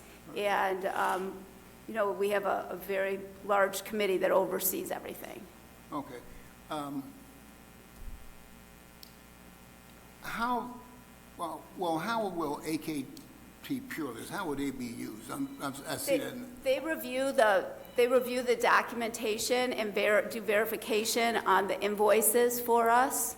So they help, they're part of Okay, that so process. that's your outside consultant? Correct, they're outside consultants. Okay. All right, okay, thank you. Councilwoman Haynes? I know we were talking about affordable housing, and I was on a call recently where they were considering that term, affordable housing, and because it has a stigma associated with it as the low income. And I think we kind of need to be a little bit careful with how we say that with, the housing. And also in terms of that, I know we have a large population of seniors, but we need to also be aware that we are attracting younger people to this area, and we are bringing more jobs, and the type of housing that these younger people want is maybe not a large home, but they would want something of this nature. So, we welcome the diversity in housing as well, and we want to keep that because optimistically we need to have those young people in those homes in our city, and I think this is a great development for that. And I think that in terms of the affordable housing, we're doing a lot with that, and we will continue to do a lot with that, but we want to make sure that we are attracting the engineers from LTU to stay. That's one of the things the governor talked about, the mayor talked about, keeping people in the state of Michigan and especially in the city of Southfield. So this is a welcome for us. I have young people in my family that are staying here, and some of them have homes, or some of them would like to also be in smaller quarters, that they don't have to cut the grass and do the roof and all those things. So this is great, and I think it's more much needed in our area, and I welcome it, and I'm thankful that you all are coming with that. Thank you. Thank you. Mr. Mayor? Once again, I think we need to look at this from a practical standpoint. We have a 28% office vacancy rate in this city. Fortunately, these two buildings have been well maintained, even so they've been vacant for 15 years. No one has been coming until this company took an interest in Southfield, Michigan. As it's been stated, we are on a mission to build more housing units. We have roughly 1,100 approved and about 600 under construction right now. This apartment complex is not for everybody, clearly, but there is a market for it. I think about the Griffin at the corner of 10 Mile and 696 in Royal Oak. Their rents, that building is full. They have on-floor parking, but the rents are somewhere around $2,300-2,400, but then there's a concierge charge, there's a parking, $75 a month to park. There's $75 a month to pick up the trash because they don't have a dumpster, and so it goes. This is something unique for Southfield, and it will help us reduce the surplus office space. No one is coming for these buildings, but there are people who will very much want to live in a building like this. And one of the reasons the rent is higher is because there's covered parking. There are all kinds of amenities. I believe you told me, or at some point, that we're going to do a spa on the lower level. I know the office complex, when it was occupied, had all kinds of amenities on the lower level. Correct, yeah. Could you comment on that? Yeah, so for the lower level amenities, we will have a movie theater, a game room, a fitness center that has, we're looking at doing a sauna, which I think is what you're alluding to with the spa. We have a community kitchen area that, if tenants have a few guests over in their space, they can go down there and utilize that. Shelley mentioned the co-working spaces, so we'll have a large array of co-working space. We do golf simulators, putting greens. It's a fully amenitized package. Thank you. Thank you, Mr. Mayor. One of the things that we're seeing is smaller apartments where people, though, are using common areas to entertain and to recreate. And so this is kind of where the direction you're going. Once again, I'm very much in favor of this project. I'm excited about it. And again, fortunately, like some of our vacant buildings, this one, the ownership has kept it intact. So it hasn't been heavily vandalized. When we toured the building months ago, it really looked new. I don't think the elevators had a mark on them. The common areas were in excellent condition, and there has been security at this site. Yep. I appreciate the comments about the parking. The complex is overparked. And of course, with the storms that we have, it's hard surfaces that we need to have less of due to stormwater runoff and what you do with all this water in these tremendous storms.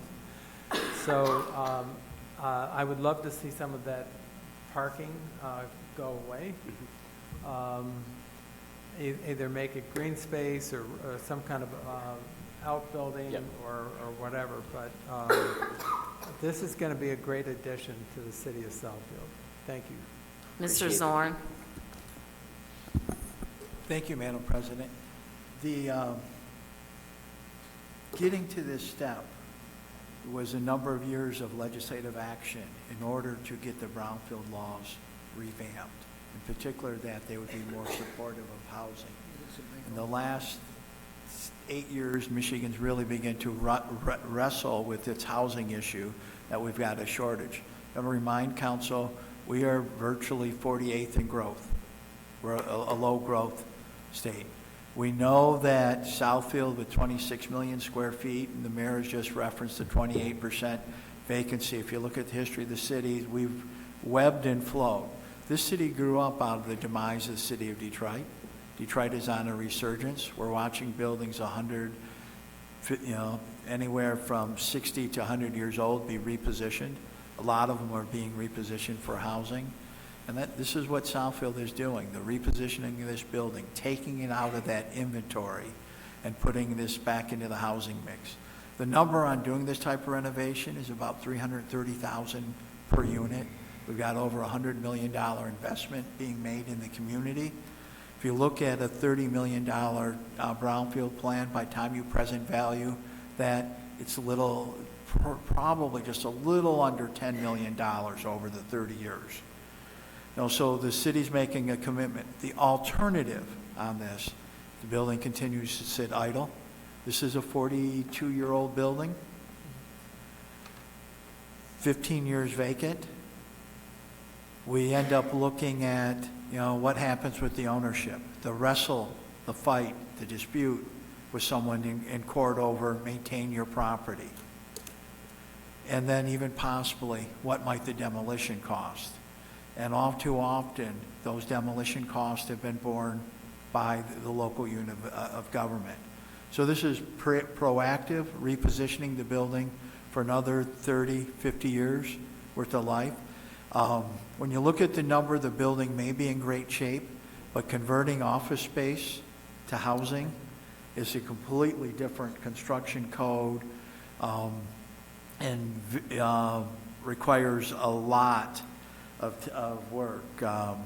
So I want to just point out in Mackinac, I had a person ask me, and you might recall earlier this spring, there was an article in the Free Press about the 2 cities in Oakland County that have actually had growth.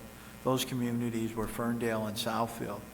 What I found interesting was no one bothered to ask us how and why that's happening. And it's things like this. Taking on these brownfield projects, they're not easy.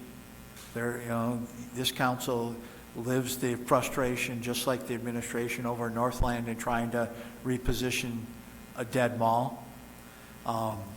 So here we are, an opportunity to reposition a building that's been empty for 15 years, and I think it's a great opportunity. I'm very impressed with what this group has done on the East Coast.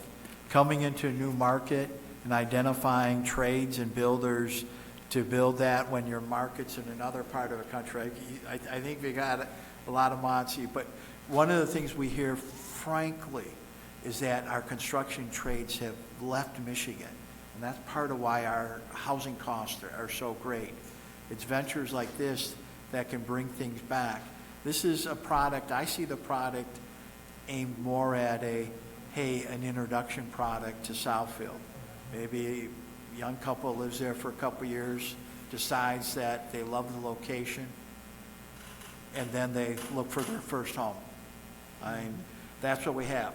The other thing is lighting a fire under those other apartments that are 40, 50, or 60 years old. I shouldn't say fire. Putting a little heat on them to reposition their properties too. Because that's part of this mix, shaking things up and getting people to reinvest. And we're committed to making that happen. Councilwoman Bland referenced need to have a better understanding of where we're at with our multifamily. We've done some of that with the work we did with Northland and the market study. Ms. Freeman and I do have a proposal to do a deeper dive into our housing mix and analysis to better understand that. I think that could help us. Some of the things this council has done recently, your point of sale ordinance, it's about raising the standard, communicating and messaging so the consumer knows what they're buying. We had way too many homes sell during the mortgage foreclosure crisis where things weren't disclosed, and we hear those complaints all the time. We also have an opportunity with our rental to put to the inspections that we're doing. I think it's no secret that we have struggled. We put that ordinance in place before the pandemic hit. The marketplace hasn't been the most responsive nor cooperative with our team, but we are making progress in getting those apartments inspected. And I think Southfield was very generous that we didn't say 100% of all units will be inspected.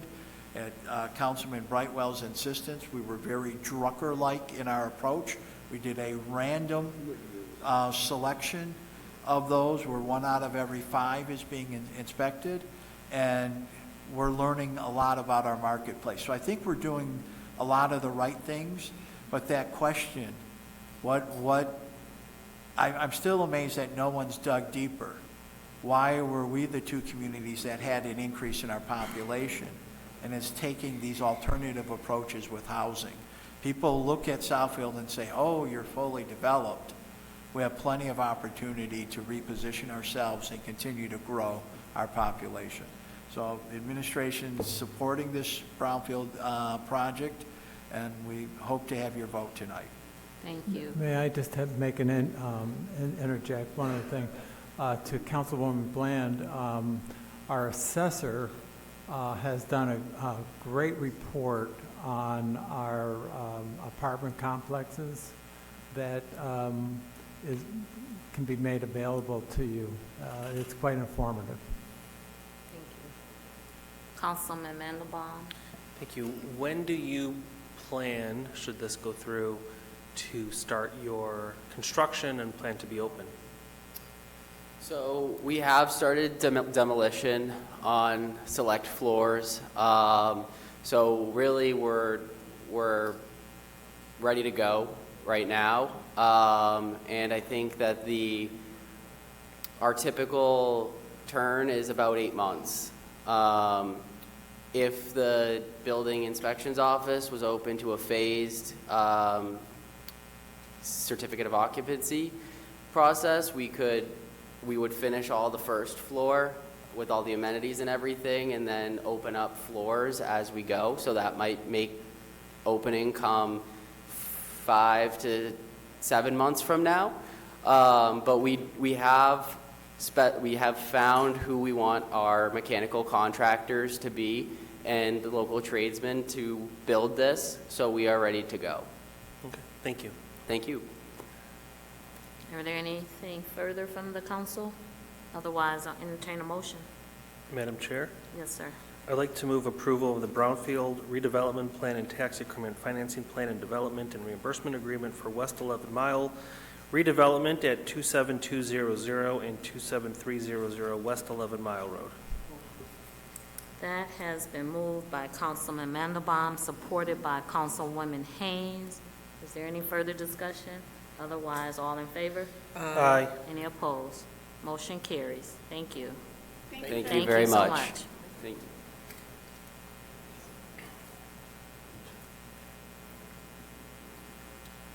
Yes, sir. Through the chair, before we get into the planning department's public hearings and site plans, I'd like to read a statement. The city of Southfield has been made aware of fraudulent scams targeting applicants going through the planning process. Be advised that proper payment for planning applications is only handled at the beginning of the process, typically within 1 to 2 business days of submittal, and will come in the form of an email from BSNA with a link that takes you directly to the city's BSNA page to review the invoice. The Southfield Planning Commission itself will never send an invoice for services, and the city will never request payment via wire transfer. Any invoice or request for payment received by mail, email, or from an unauthorized source should be considered suspicious and verified by city staff before payment. If you ever have a question about a request for payment or invoice, please contact the planning department directly at 248-796-4150 or visit the city's website for additional detail. Thank you. Thank you, Mr. Plant. Unfortunately, there's been a number of scams, and there has been illegal payments made, fraudulent payments made. And we want to just get the word out to all our applicants to be aware. If you look closely at the emails and the invoices, there are those triggers that says it's fraudulent, but they also are very clever, and they've already changed their invoicing a couple times to catch our applicants unaware.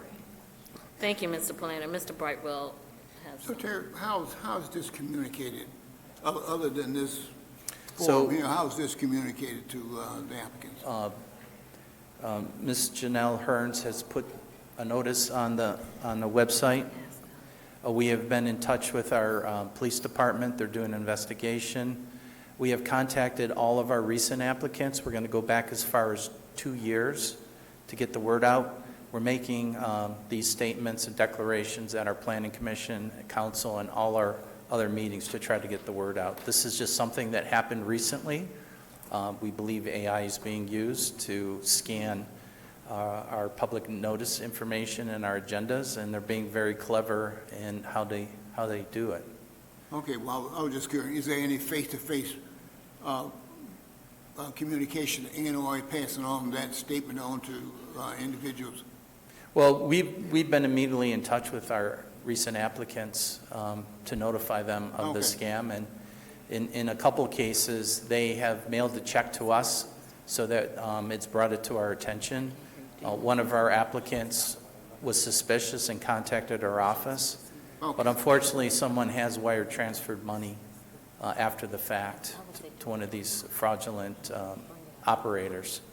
So again, we're working with the police department, the city attorney's office, and we're just trying to get the word out. Bring it up during your council comment. Thank you. Thank you. Thank you.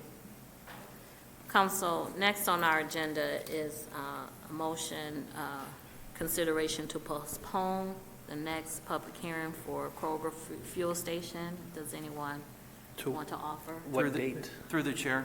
Yes. Just, if I could, we recommend postponement of the public hearing to a date certain of July 20th, 2026. And this is for PZR 26-002 and PSLU 26-003 regarding proposal to construct a new Kroger fuel station. All right. Madam Chair? Yes. I'd like to move that we postpone the public hearing for PCZR 26-0002 and PSLU 26-0003 to a date certain of July 20th, 2026. Support. That has been moved by Councilman Mandelbaum, supported by Councilwoman Nancy Banks. All in favor? Aye. Any opposed? Motion carries. Next on the agenda is PCZR 26-003. Yes, thank you, Madam Chair. PCZR 26-0003 is a conditional rezoning request. The petitioner is 12 Mile Road LLC. The subject property is located at 2000 West 12 Mile Road. Existing zoning is B3, general business, and P, vehicular parking, plus RM, multiple family. This was a former branch bank that's been closed. The property's proposed zoning is B3, general business, as a conditional zone. That part of the parcel from vehicular parking... Excuse me, Mr. Planner. Can someone please ask them to take that elsewhere? Thank you. Sorry. Yep. The conditional rezone is the part of the parcel from P, vehicular parking, to B3, general business, in order to renovate and enlarge the vacant bank building and operate a retail meat market with gravel parking and dumpster enclosure at the adjacent McDonald House parcel. Hours of operation is Monday through Saturday from 8 a.m. to 8 p.m., Sunday 8 a.m. to 7 p.m., a total of 40 employees at all shifts. As you can see up here under the current zoning, the western third of the property is zoned vehicular parking. They would like to rezone that to B3 with the conditional rezoning request. On the left of the screen is retain permitted uses, which includes the grocery store. They're excluding some more objectionable uses on the right. They'll retain special uses of small box retail, pet daycare, and so forth for the future, and exclude many of the auto-related special land uses on the right. The existing site. Now, this is just the conditional rezoning. The site plan has been approved, subject to the rezoning going through by the Planning Commission, and the Historic Commission is given favorable approval to the McDonald House that will be preserved as a residential unit.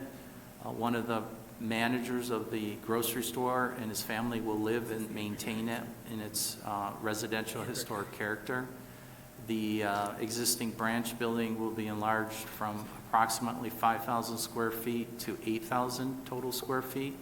This is the proposed layout and landscape plan. These are some of the elevations. We work closely with them to preserve the front yard view of the McDonald House. But again, we're here tonight for your consideration of the conditional rezoning to allow them to have the meat market on their entire parcel. Because just the way it was previously approved, the western third was under vehicular parking, which covered part of the building, and the eastern portion is B3, which would allow them to have the meat market. And they have excluded some of the more objectionable uses to move forward with this project. Okay. With that, I don't know if you want the applicant to make a few Did comments. they want to speak, or we can go straight to the public? It's your pleasure. I think, let's go straight to the public hearing. Is there anyone from the audience that would like to speak? Does the owners have anything that they want to speak on? Do you want anything further to say? Well, I can say. Come on up. Oh, you gotta come up.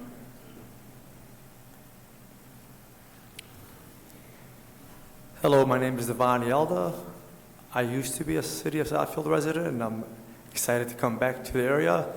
Just one thing I'd like to say, one of the reasons that we need more parking, because when you run a full-service butcher shop, you usually have at least minimum of 10 employees behind the meat counter, where maybe like the normal grocery stores, everything is pre-cut and put out, so therefore the meat might be out there for 3 days, 5 days, up to a week, to where our meat will be cut fresh and sold fresh every day. And that's why we actually need even the more parking, because we just staff more people than a regular meat market or a regular grocery store.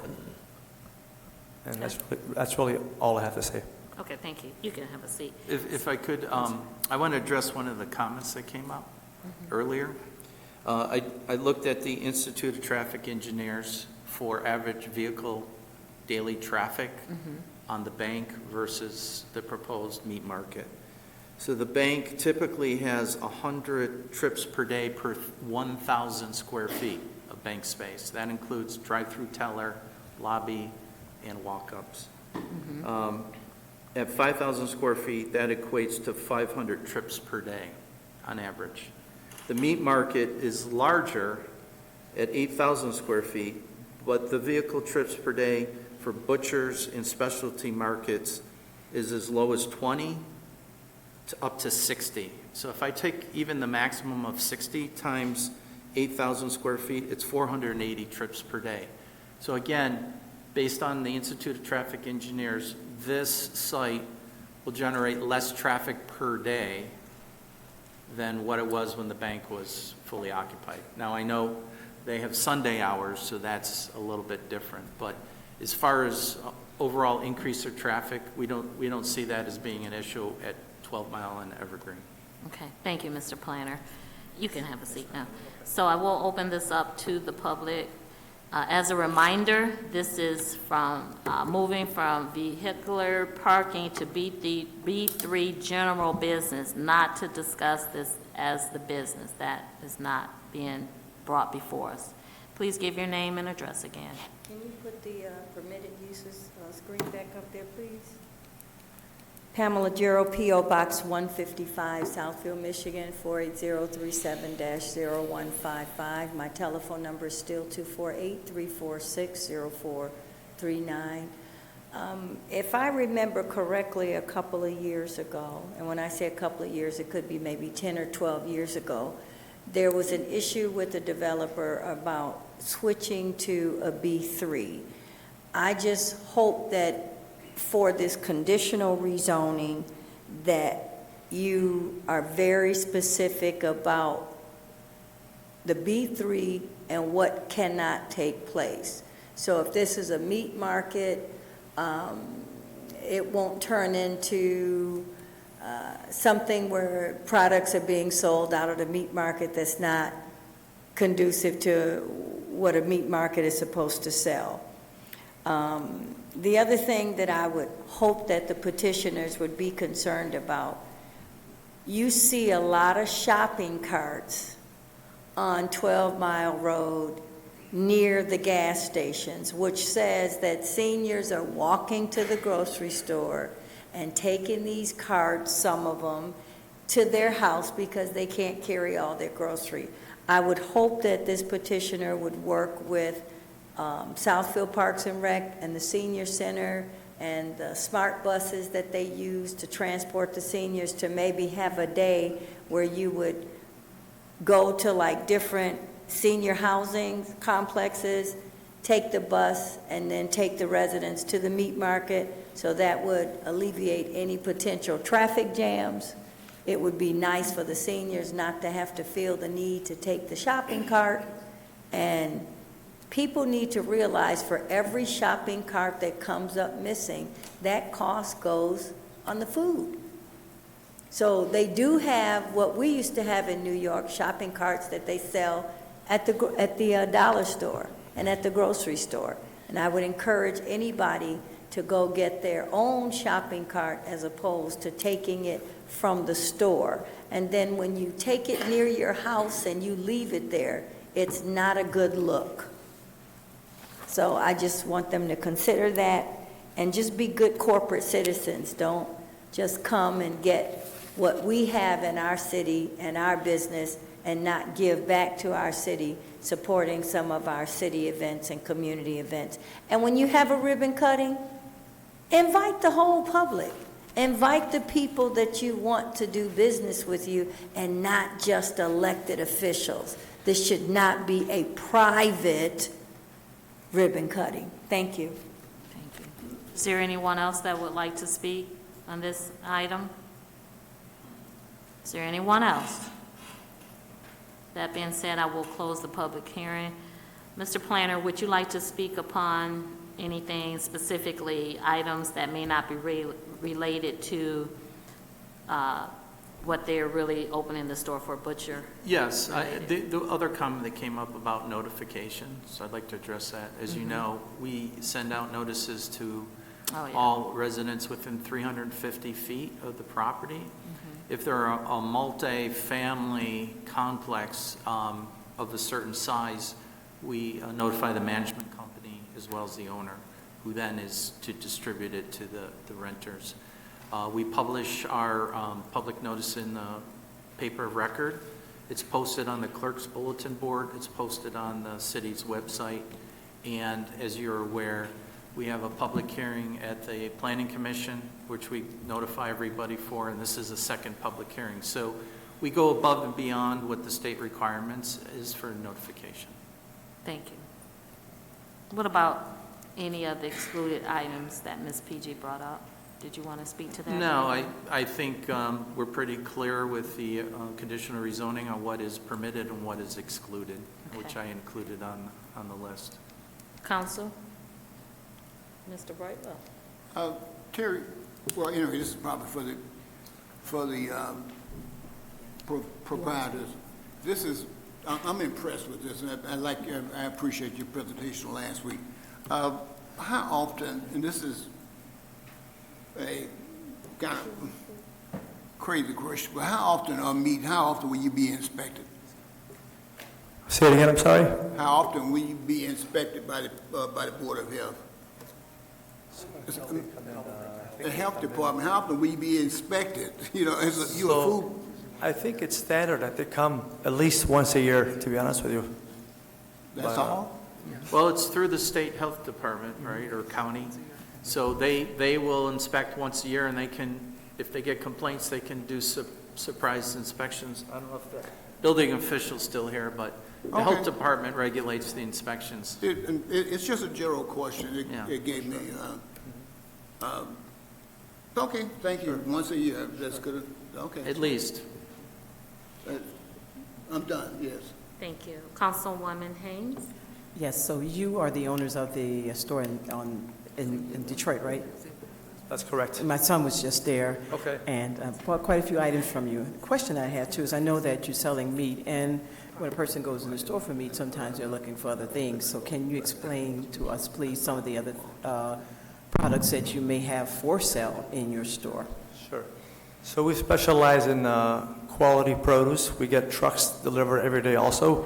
We buy it from a company called Sierra Produce. They're very, quality, high quality meat. We specialize in specialty spices, some stuff that you can't find in maybe a Kroger or a Walmart.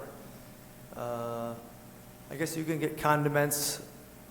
We don't sell any alcohol, no tobacco, no lottery. I mean, nothing like that.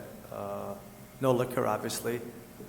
And maybe just some quick, because of the size of the store, we're limited. We can't carry, everything like a big grocery store. But I would say we specialize in hard to find meat, really.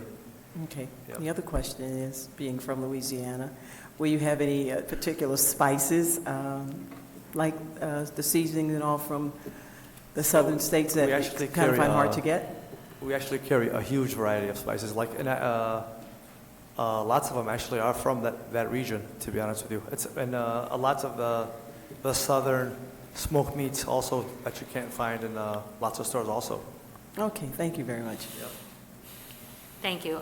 Before we close, I think there were one other comments, more so about your working within the community. And I know from your Detroit store, you were very involved in the community. Maybe we can work on how you can maybe work with our seniors' facilities and see what we can do. Not necessarily that we expect you to provide a busing or something, but we can come up with something. We would love to have something like that. We would love it. Yeah, I think it's a good idea to kind of help, so we'll figure that out.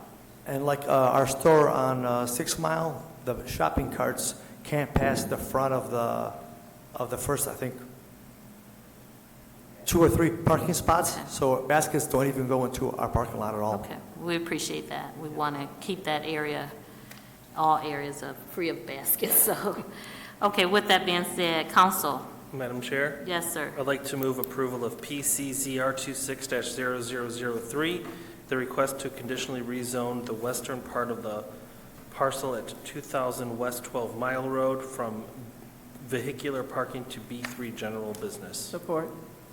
This has been motioned and prop by Councilman Mandelbaum and appropriately second by Councilwoman Haynes. All in favor? Aye. Any opposed? Carries. And next on the agenda is PSP 26-0008. Thank you, through the chair. This is a site plan only.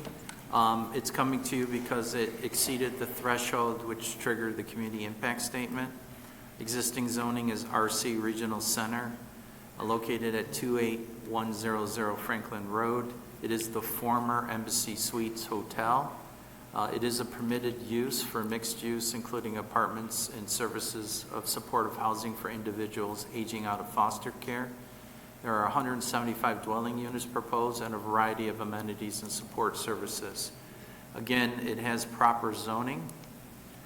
This is existing conditions, elevations, and then this is the proposed landscape plan. The first floor will have a number of amenities, including daycare facility, Head Start program, and so forth. And then these are additional amenities on floors 2nd through 4, plus apartments. And then on the 9th floor will be additional amenities, including offices. These are some typical bedroom sizes, the landscape plan, and I'd like to invite the petitioner to come up and address any comments that the council may have or add to the presentation.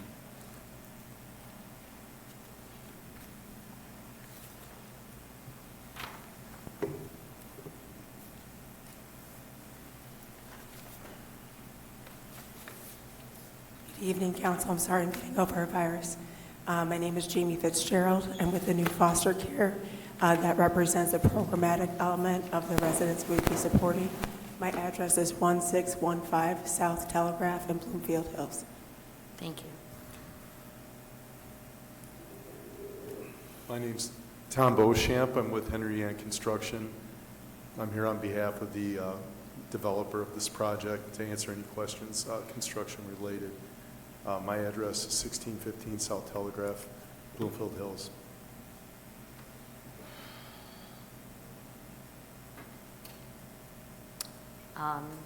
We've heard many times about this project, so unless anyone has any questions. Madam Chair? Yes, sir. I'd like to move approval of PSP 26-0008. Is there a second? Support. We have a motion by Councilman Mandelbaum, supported by Councilwoman Haynes. All in favor? Aye. Any opposed? Motion carries. Thank you. Thank you very much. Next is what we have, we need to enact an ordinance. Madam Chair, I'd like to move that we enact ordinance number 1842. Support. That motion was submitted by Councilman Mandelbaum, supported by Councilwoman Haynes to enact ordinance number 1842. All in favor? Aye. Any opposed? Motion carries. With nothing further on the agenda, I'll let Councilwoman Haynes go first since it is her birthday.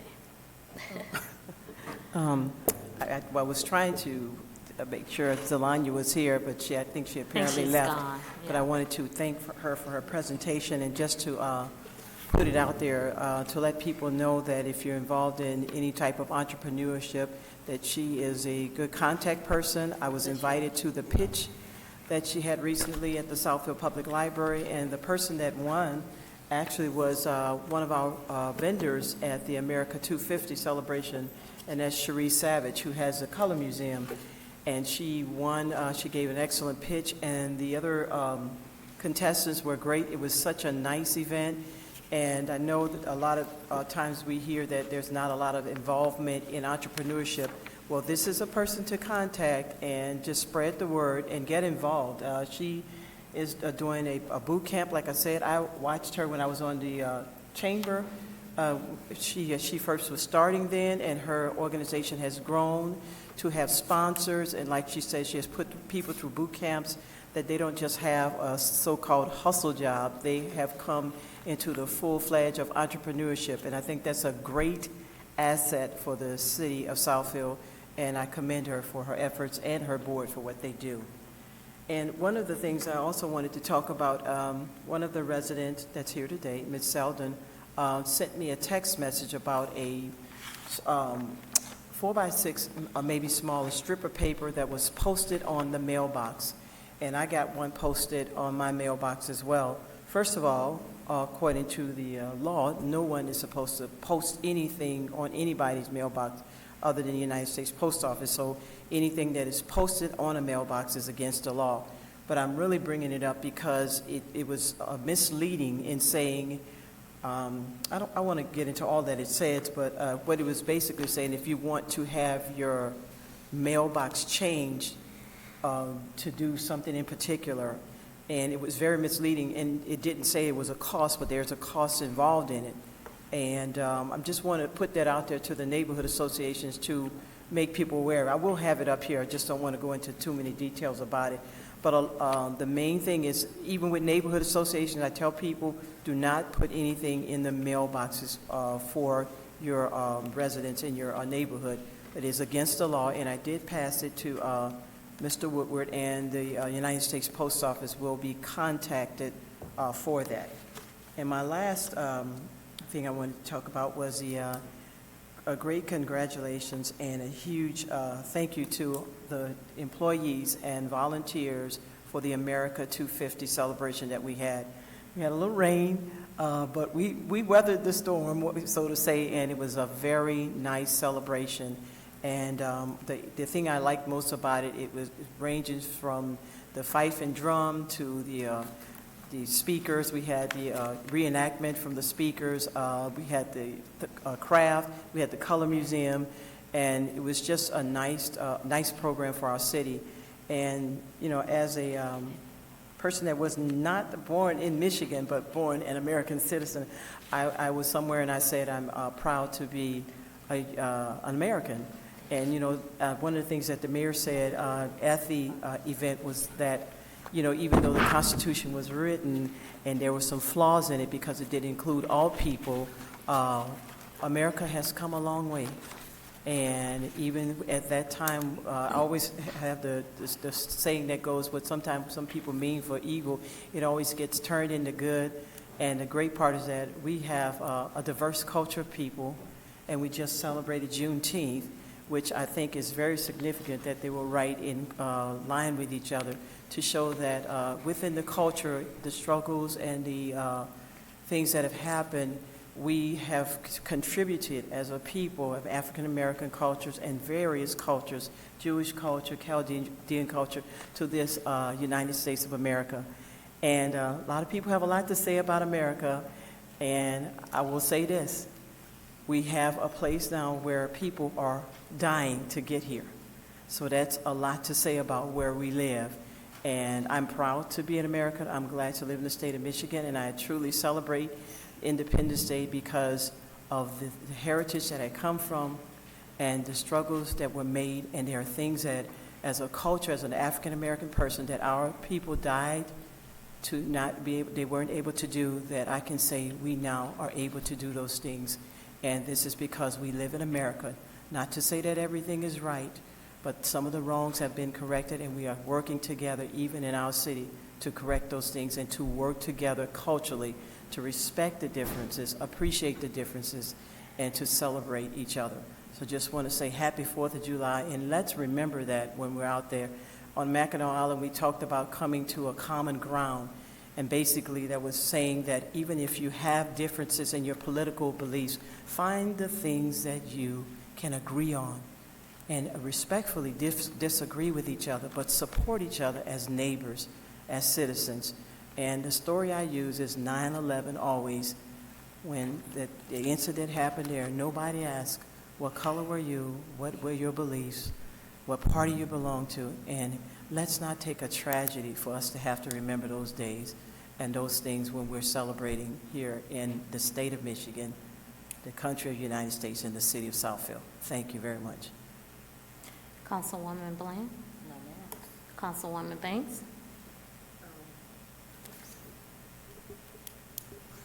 You're going out of order here. Women first. I would just like to announce that during this week, the City of Southfield will be offering cooling centers for anyone who does not have air conditioning. The cooling center location and hours are Parks and Recreation Building, 26,000 Evergreen Road. On Tuesday, from 9 to 4, it will be in room 221. And from 4 to 9, it will be in room 223. Wednesday, room 223 from 9 to 5 will be where the cooling center is. And then from 5 to 9, room 221, they reversed it. And then on Thursday, all day, room 223. And I believe it's not in the pavilion because the pavilion is presently under construction, so that's why it is in the Parks and Recreation rooms. So this is posted on our website, again, for anyone who needs to be in a cooling center because they may not have air conditioning, and it's going to be a very warm week. Also, I'd like to wish everyone a very happy 4th of July weekend. Please be safe, and also remember that this Friday, the City of Southfield will not be open in celebration of the holiday weekend. Thank you. Thank you. Mr. Brightwell? As everyone knows, I pretty much try to promote our veterans, and it came across my desk that the VA is obviously pushing to make veterans aware of health and disability benefits for family and caregivers. And also they have life insurance for family members, for spouses, dependent children, surviving spouses, and surviving children. And I know a lot of people might not be a veteran, but if you know a veteran, know someone who has a veteran in their family, just make them aware that there are quite a few benefits that the veterans are eligible for. And since when I started doing this several years ago, I got a percent that only 48% of veterans are utilizing all their benefits. But now that number has moved to 50%.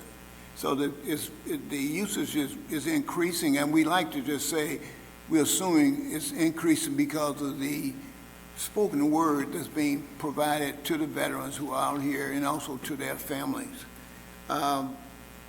So if you know of someone, please pass the word on, or they can always reach me here at City Hall by just calling the clerk's office, and they will obviously pass along the word to me. One other thing, this is probably just a function of me getting old, I guess. Ever since I was a child, I was the youngest person in my classroom. For some reason, my birthday is, so I was always the youngest. And now that I've been around, I think only one person on council has been here longer than me. I think Mr. Mandelbaum might have been there 2 months before me. And so it's sort of, but anyway, I want to just, I'll periodically bring up things that I have done that might benefit, that is benefiting the seated council.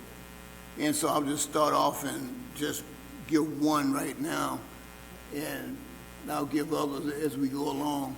But all council gets a morning police report. I think around 2017 or 2018 or something, I initiated that by way of the process that you have to go through to get things initiated here. So I guess being old is a blessing. So I will just point these things out as we go along. Thank you, sir. Thank you, madam. Thank you, Mr. Brightwell. Councilman Mandelbaum. Thank you. It was 7 months prior to you. 7 months? Yeah, 7 months. But anyway, I do want to wish my colleague a very happy birthday. But I also want to wish a happy birthday to a seasoned resident in my neighborhood, Mrs. Berg. She turned 101 last week, I believe. I see her every week at the synagogue, and she comes with her walker, and it's amazing to see. She's in great health. So happy birthday to her. I also I want to piggyback on something my colleague said as well when, with the event last week for when we celebrated the 250th birthday the rain was a little nice. It was helped cool things off. Ms. Selden gave a wonderful, portrayal. I'm glad I stayed for the fife and drums. That was definitely worth it. I got some great videos. It was definitely a very nice event.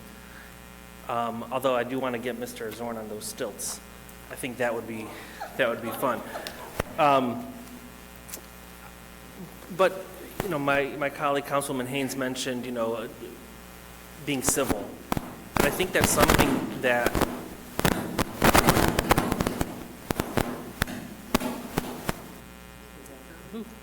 all right.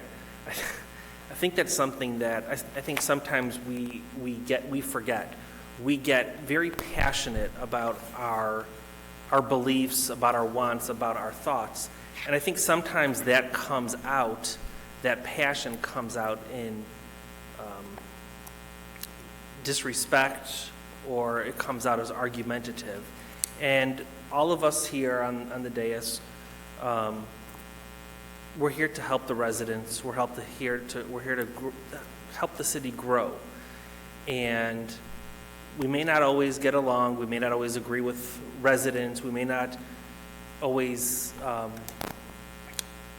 think it was Councilman Frazier used to say, half the people you're going to appease and half the people you're not going to appease, whatever vote it is.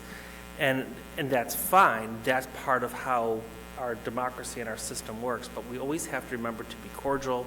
Remember that we can have disagreements, but we have to be open-minded and respectful when we're discussing those disagreements. And I think that will go a long way, not only here in Southfield, but throughout the world. With that, again, I know Ms. Banks mentioned the cooling centers. I think we need one in this room.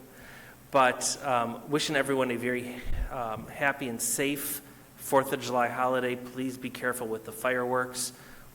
We do not want our fire department responding to you and trying to pick up fingers that may have gotten in the way. So, thank you very much. Good evening. Thank you. Mr. Mayor? I want to extend a happy birthday to Mr. William Eddie Miller, who will be 100 this Friday. He was a resident of Magnolia neighborhood for many years, and he currently resides at Brookdale. He still drives his purple PT Cruiser, and is really a wonderful man. So we're very happy for him to reach this milestone.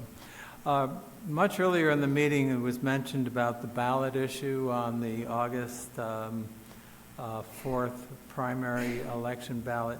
I do want to remind people that that particular issue, the proposed school enrichment millage, is on the back of the ballot. You have to turn the ballot over.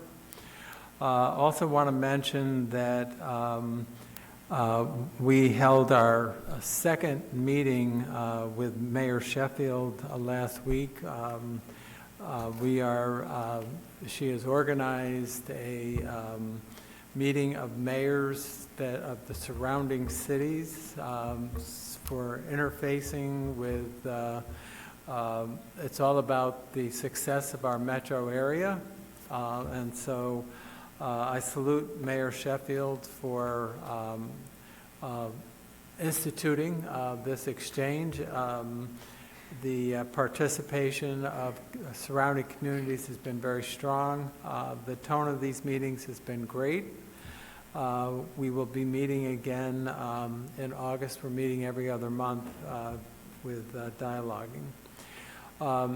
And as you know, in my State of the City report that was given on the 11th and 17th of June, I talked about a number of road projects and spending about $25 million on them this year. However, as council knows, in our budget are the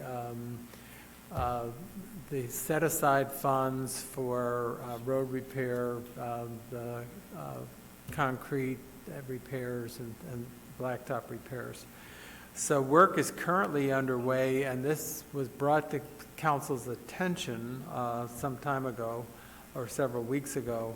The southbound Northwestern Service Drive from Winora to 8 Mile is under construction right now. Also, the southbound Service Drive, Southfield Service Drive from 9 Mile to Lasagne will get a new coat of blacktop. It's in pretty rough shape. And then Lathrop Street between Winora and Dorset will also, which is just a sea of potholes. And then Rutland from 8 Mile to Westover will also see repairs. And if there's enough money in the spot repair account, North Park Court is also scheduled. And I think I didn't mention Secluded Lane neighborhood. West of Evergreen has a lot of degraded concrete in that neighborhood. And then the final thing I wanted to mention, I had a meeting this afternoon with several rabbis, and it was regarding the E-roof, which is the wire for Orthodox neighborhoods. And their intention is to expand the wire as there is a demand for housing. And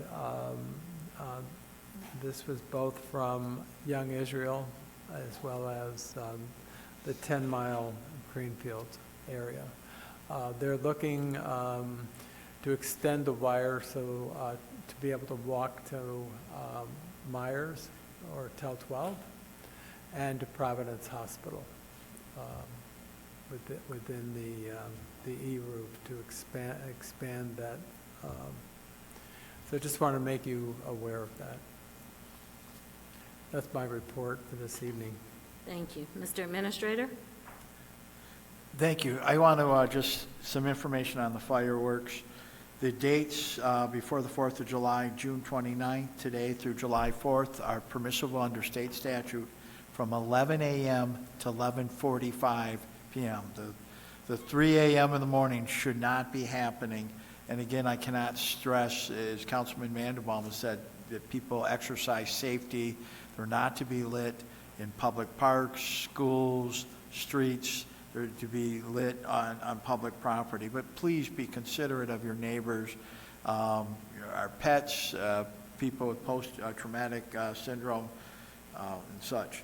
As we just wrap up, today being June 29th, it's been, I think, a very fun month. Our Community Relations Department is rolling out a campaign, A Community for All. You may see the banners going up, and I think that's important messaging for Southfield to get that we are a welcoming community, reaffirming what City Council has done and the actions you've taken relative to ICE and just making sure that everyone is welcomed here. So the month of June, we raised the pride flag. On June 13th, the Alpha Kappa Alpha sorority kicked us off with the raising of the Juneteenth flag with a walk. The programming was robust, what our library did, what our Parks and Rec did, with concerts. We had good and outstanding participation. We followed that up with the Mayor's State of the City address, which has been well received from the public. And then we also, I got to go on a tour with our Parks and Rec department and the Parks and Rec Commission. We toured the new LTU ball diming under construction. We went over to Miller Park. We went over to Beechwood and went through the park there. And then we went over to Losser Woods Dog Park. The commission had a good 3.5-hour meeting just talking about Southfield's parks and what they mean to the quality of life for our community. The library had its June as part of the National Reading Month to make sure our kids don't fall back during the summer on reading program, outstanding. The Torgo family did their annual presentation of scholarships to our police department, which just helps our police officers' children out tremendously, as well as makes it easier to attract and retain the quality police department. It gives us a slight competitive edge, and I appreciate that. And then last week's, the 250th celebration was a lot of fun. I mean, we've talked the horse carriage rides, the Fife and Corps, the Detroit Youth Corps, the reenactments. It was well put together, and I thank everyone who put that program together. So we're getting down into the kind of the lazy days of summers.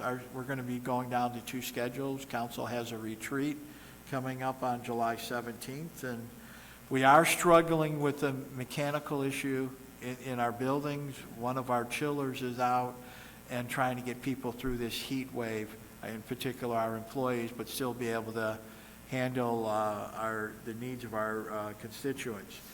So I may need to make a few decisions if it gets too unbearable for folks. By decisions, meaning allowing more people to work remotely or find alternative locations for our operations. And I believe our facilities group is doing their best to address this chiller situation.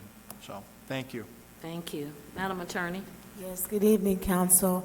I wanted to confirm, last time we met, we were discussing our June 10th joint meeting with Lathrop Village, and we were going to, Council agreed to amend the current contract to let them have a 6-month notice. And I wasn't sure if we had officially voted on that, because tonight they want to make sure that that was definitely what this council had agreed to, because otherwise they would send us their 1-year notice tomorrow morning. So I wanted to bring that to council's attention tonight, because their attorney called me, because I did prepare an amendment that says, okay, instead of the 1-month termination notice, that will be 6 months, because of course they are going to have their millage on the ballot in, I believe it's November. I don't think it's going to be on the primary. And of course, if it passes, they want to stay with Southfield. So they asked me to make sure that it's an official vote. Yeah, we did unanimously. Did we vote? Okay, Yes. that's what I thought. So Yes. then I just need to make sure I get signatures tonight and text their attorney and say we're Absolutely. okay. Yes. You want us to take another vote now? Well, Mr. Mandelbaum, Oh, I'm Council sorry. Mandelbaum has this look on his Yeah, face. I don't remember voting at the joint meeting. I think we discussed it. I don't think we ever took a vote. I recall the president asking us all, do we agree? And we all shook our head, yes. That's not a, Well, I don't know if it was required for us to take an actual vote. We discussed it, and we didn't have anyone that was against it. And if I recall correctly, that was enough for us to proceed forward with it.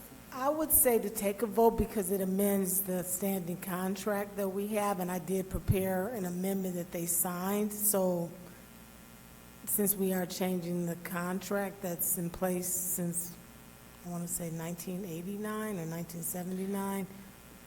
yeah, and then even looking at the minutes that we approved this evening, there was no vote. I'm not saying, I should correct me, I'm not saying there was a vote that the council president asked, were we all in agreement, and we all affirmatively said yeah, and that was my understanding. Now, I don't think, I believe he may have even asked, do we need to vote? But whatever we did at that meeting, we were told that was enough for us to move forward. If you need one, we can certainly take one tonight. I think they want to know that it was voted if they look Can someone at. make a motion, please? Sure. I will move that we approve a change in the Southfield Library contract with Lathrop Village as discussed at our meeting on June 10th, 6-month term. the 6-month termination. Support. From 1 year to 6 months. Yeah, 6-month notice versus the 1 year notice. From 1 year to 6 months. Okay, do we have a second? Okay, that motion was by Councilman Mandelbaum, supported by Councilwoman Haynes. All those in favor? Aye. Any opposed? Motion carries. Thank you very much. Thank I have you. nothing Mr. further. Clerk? Good evening. Happy birthday, Councilwoman Haynes. Happy birthday, America. Different age, nevertheless. I wanted to inform the residents and the public that election season is in full force in the clerk department. And this clerk department is very big in information to the residents. We have a trifold that's hitting the mail this week. It's going out to every household in Southfield. Between me and the staff, we have attended several meetings with residents, whether it was AARP meetings, homeowner association meeting, senior living, some we still have to go, some we've gone to already. On days off, I have gone to a political picnic yesterday to be available to residents, answer questions and concern, and discuss their ballots. I was pleasantly surprised by how many people have spoken to me about that. From there, I was invited to attend a coffee hour this week, and because that it's a day off, I can't send the staff, but depending on the time, I was happy to oblige. So my point is that the clerk department is very out there, very accessible. Questions, concerns, if you have anyone, feel free to send them to the clerk department or to me directly. We're looking forward to run a smooth, efficient, by-the-book, and transparent election. Thank you. Thank you, Mr. Clerk. Seeing that our treasurer is not here, nor our planner, assessor, or engineer, this meeting is adjourned. Thank you.